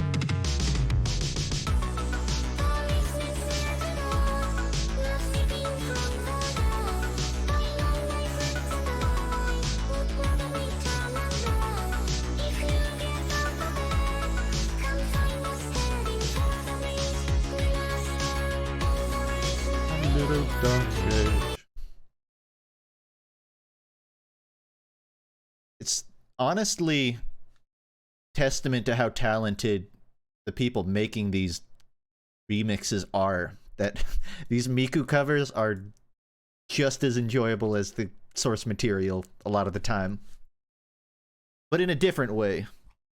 I guess it helps that it's female vocals, so it kind of feels different.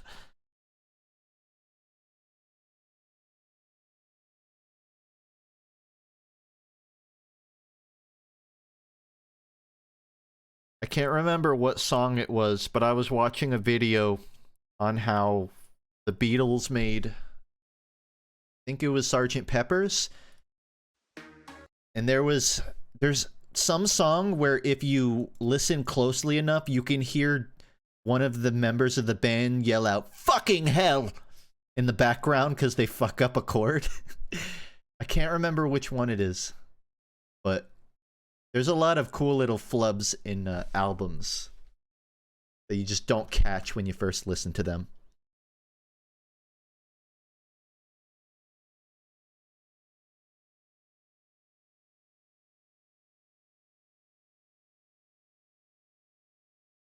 Spare my family, but the Miku voice hurts my ears most of the time. Yeah, I mean, it works better with some songs than others. It kind of depends on what scale it's in, I guess.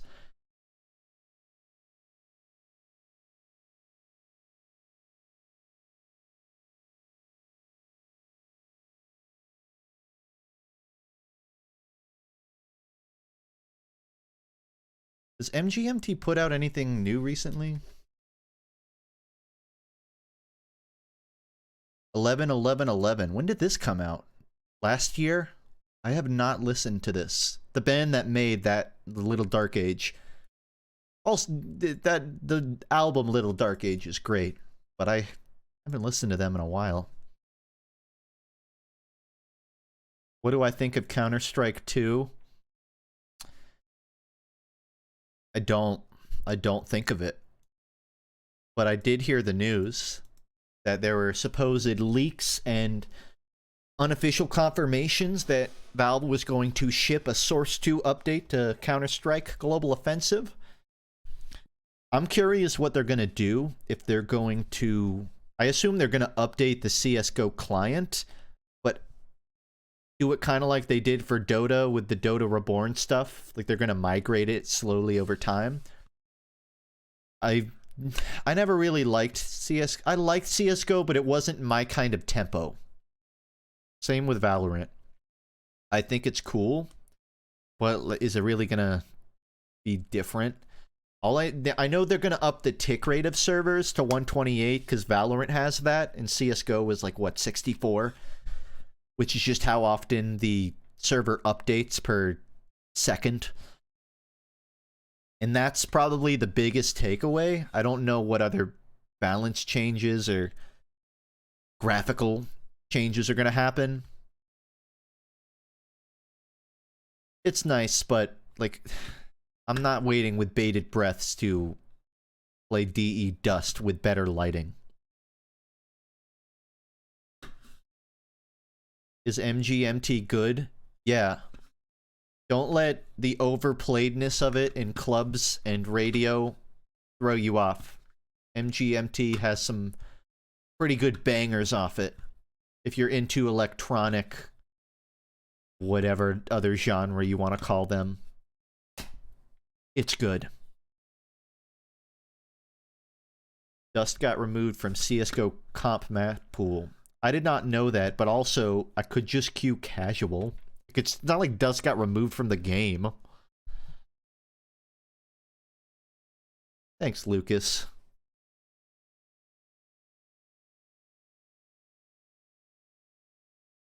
What's your opinion on William Wood? Who's William Wood?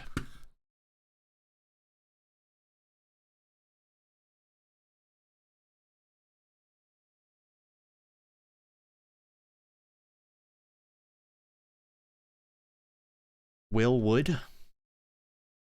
Oh. I thought you were setting me up for a Ligma. I was waiting for the punchback. Okay, it's an actual artist.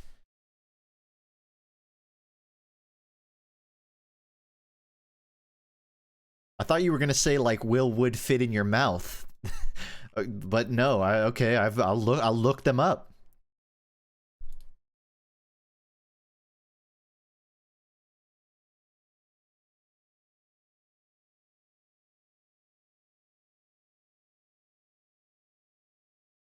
I saw someone made an AI singing voice of Rivers Cuomo. So we're almost to the point that you can already kind of splice artists to make them sing what you want to. But we're getting dangerously close to a point where you can just make fake music, essentially. Fabricated singing. You can certainly already kind of do that if you clone your own voice. It's a little harder with other people unless they have a lot of songs and stuff to put in your data set, which the W word definitely has.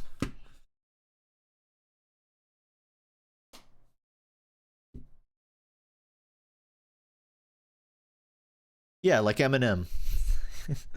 Eminem is a great example of that occurring.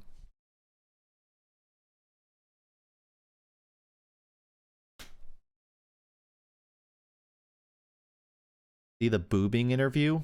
I don't know if you meant bobbing or if there's a boobing thing you're referring to, but I'll look into it.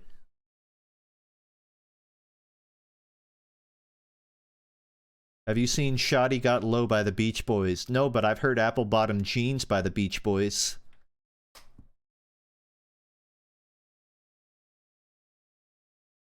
Scared of boobs? No, I'm scared of intimacy. There's a very big difference.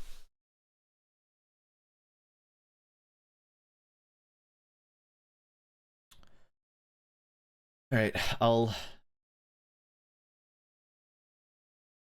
probably be prepping to end my stream in a little bit, because it's starting to get to 11 o'clock here, and I don't have any other birthday plans, but I still haven't had dinner, so I need to go do that soon.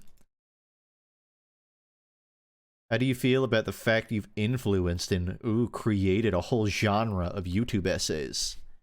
I think that would be great if that was something that happened, but I don't think I did. I think there are creators out there with their own vision that might have watched my stuff and been influenced by it, and I think that's really cool. It makes me happy that my work in some way leaves a creative impact on others, but I don't... I try not to box people. Like, I've seen channels that clearly have an inspiration from the videos I make, but I try to look at that as this is a kid or a teenager or even an adult that's finding their voice, and I was just a little piece of them finding it, and I think that's really cool. I think it's probably one of the most... I'm not sure what the best word for it is, but it's like the greatest payoff you can kind of have as a creator is seeing your work ripple through someone else's, I guess.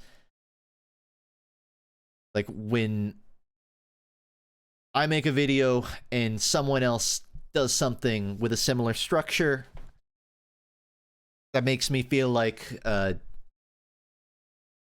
I don't know, it in a maybe surface level way, it almost makes me feel like there's more artistic merit to what I do. I know that's not the case. I know it's a lot more new. Like, there is artistic merit in doing something that influences nobody, because it's a form of expression.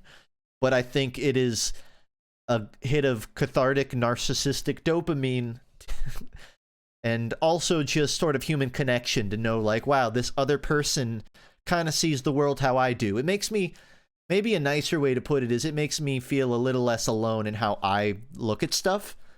When other people walk away from it, like, I want to look at stuff the way he does. Because one, everyone can...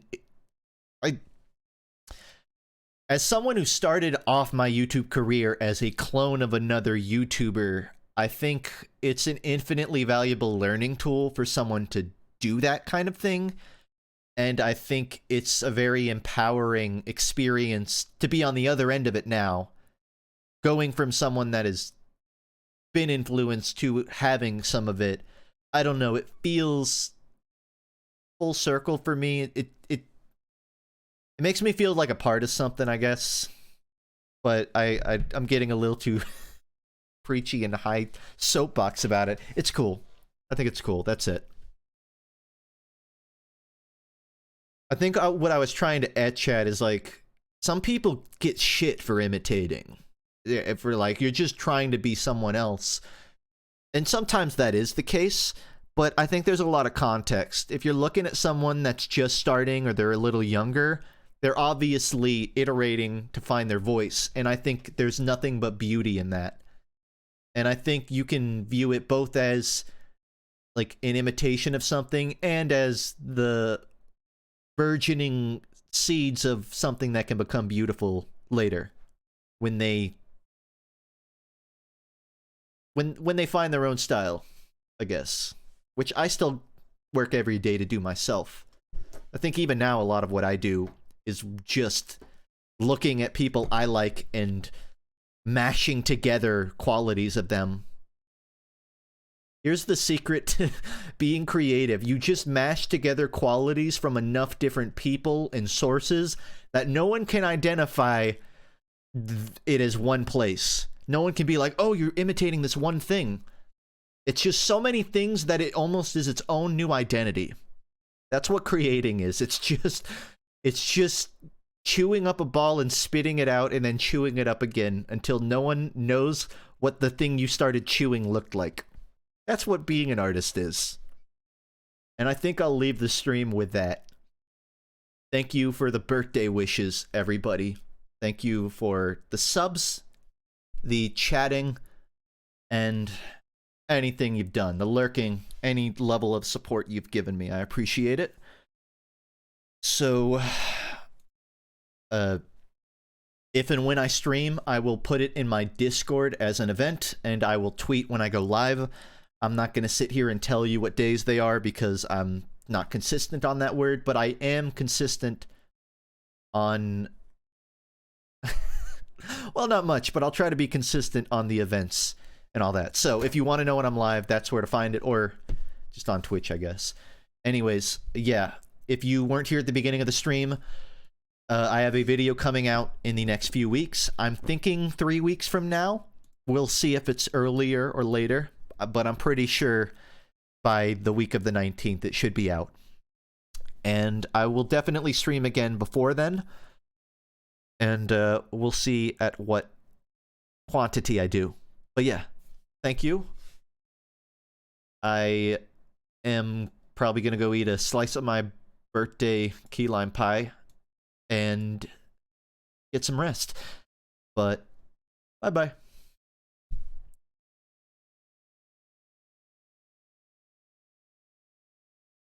Rare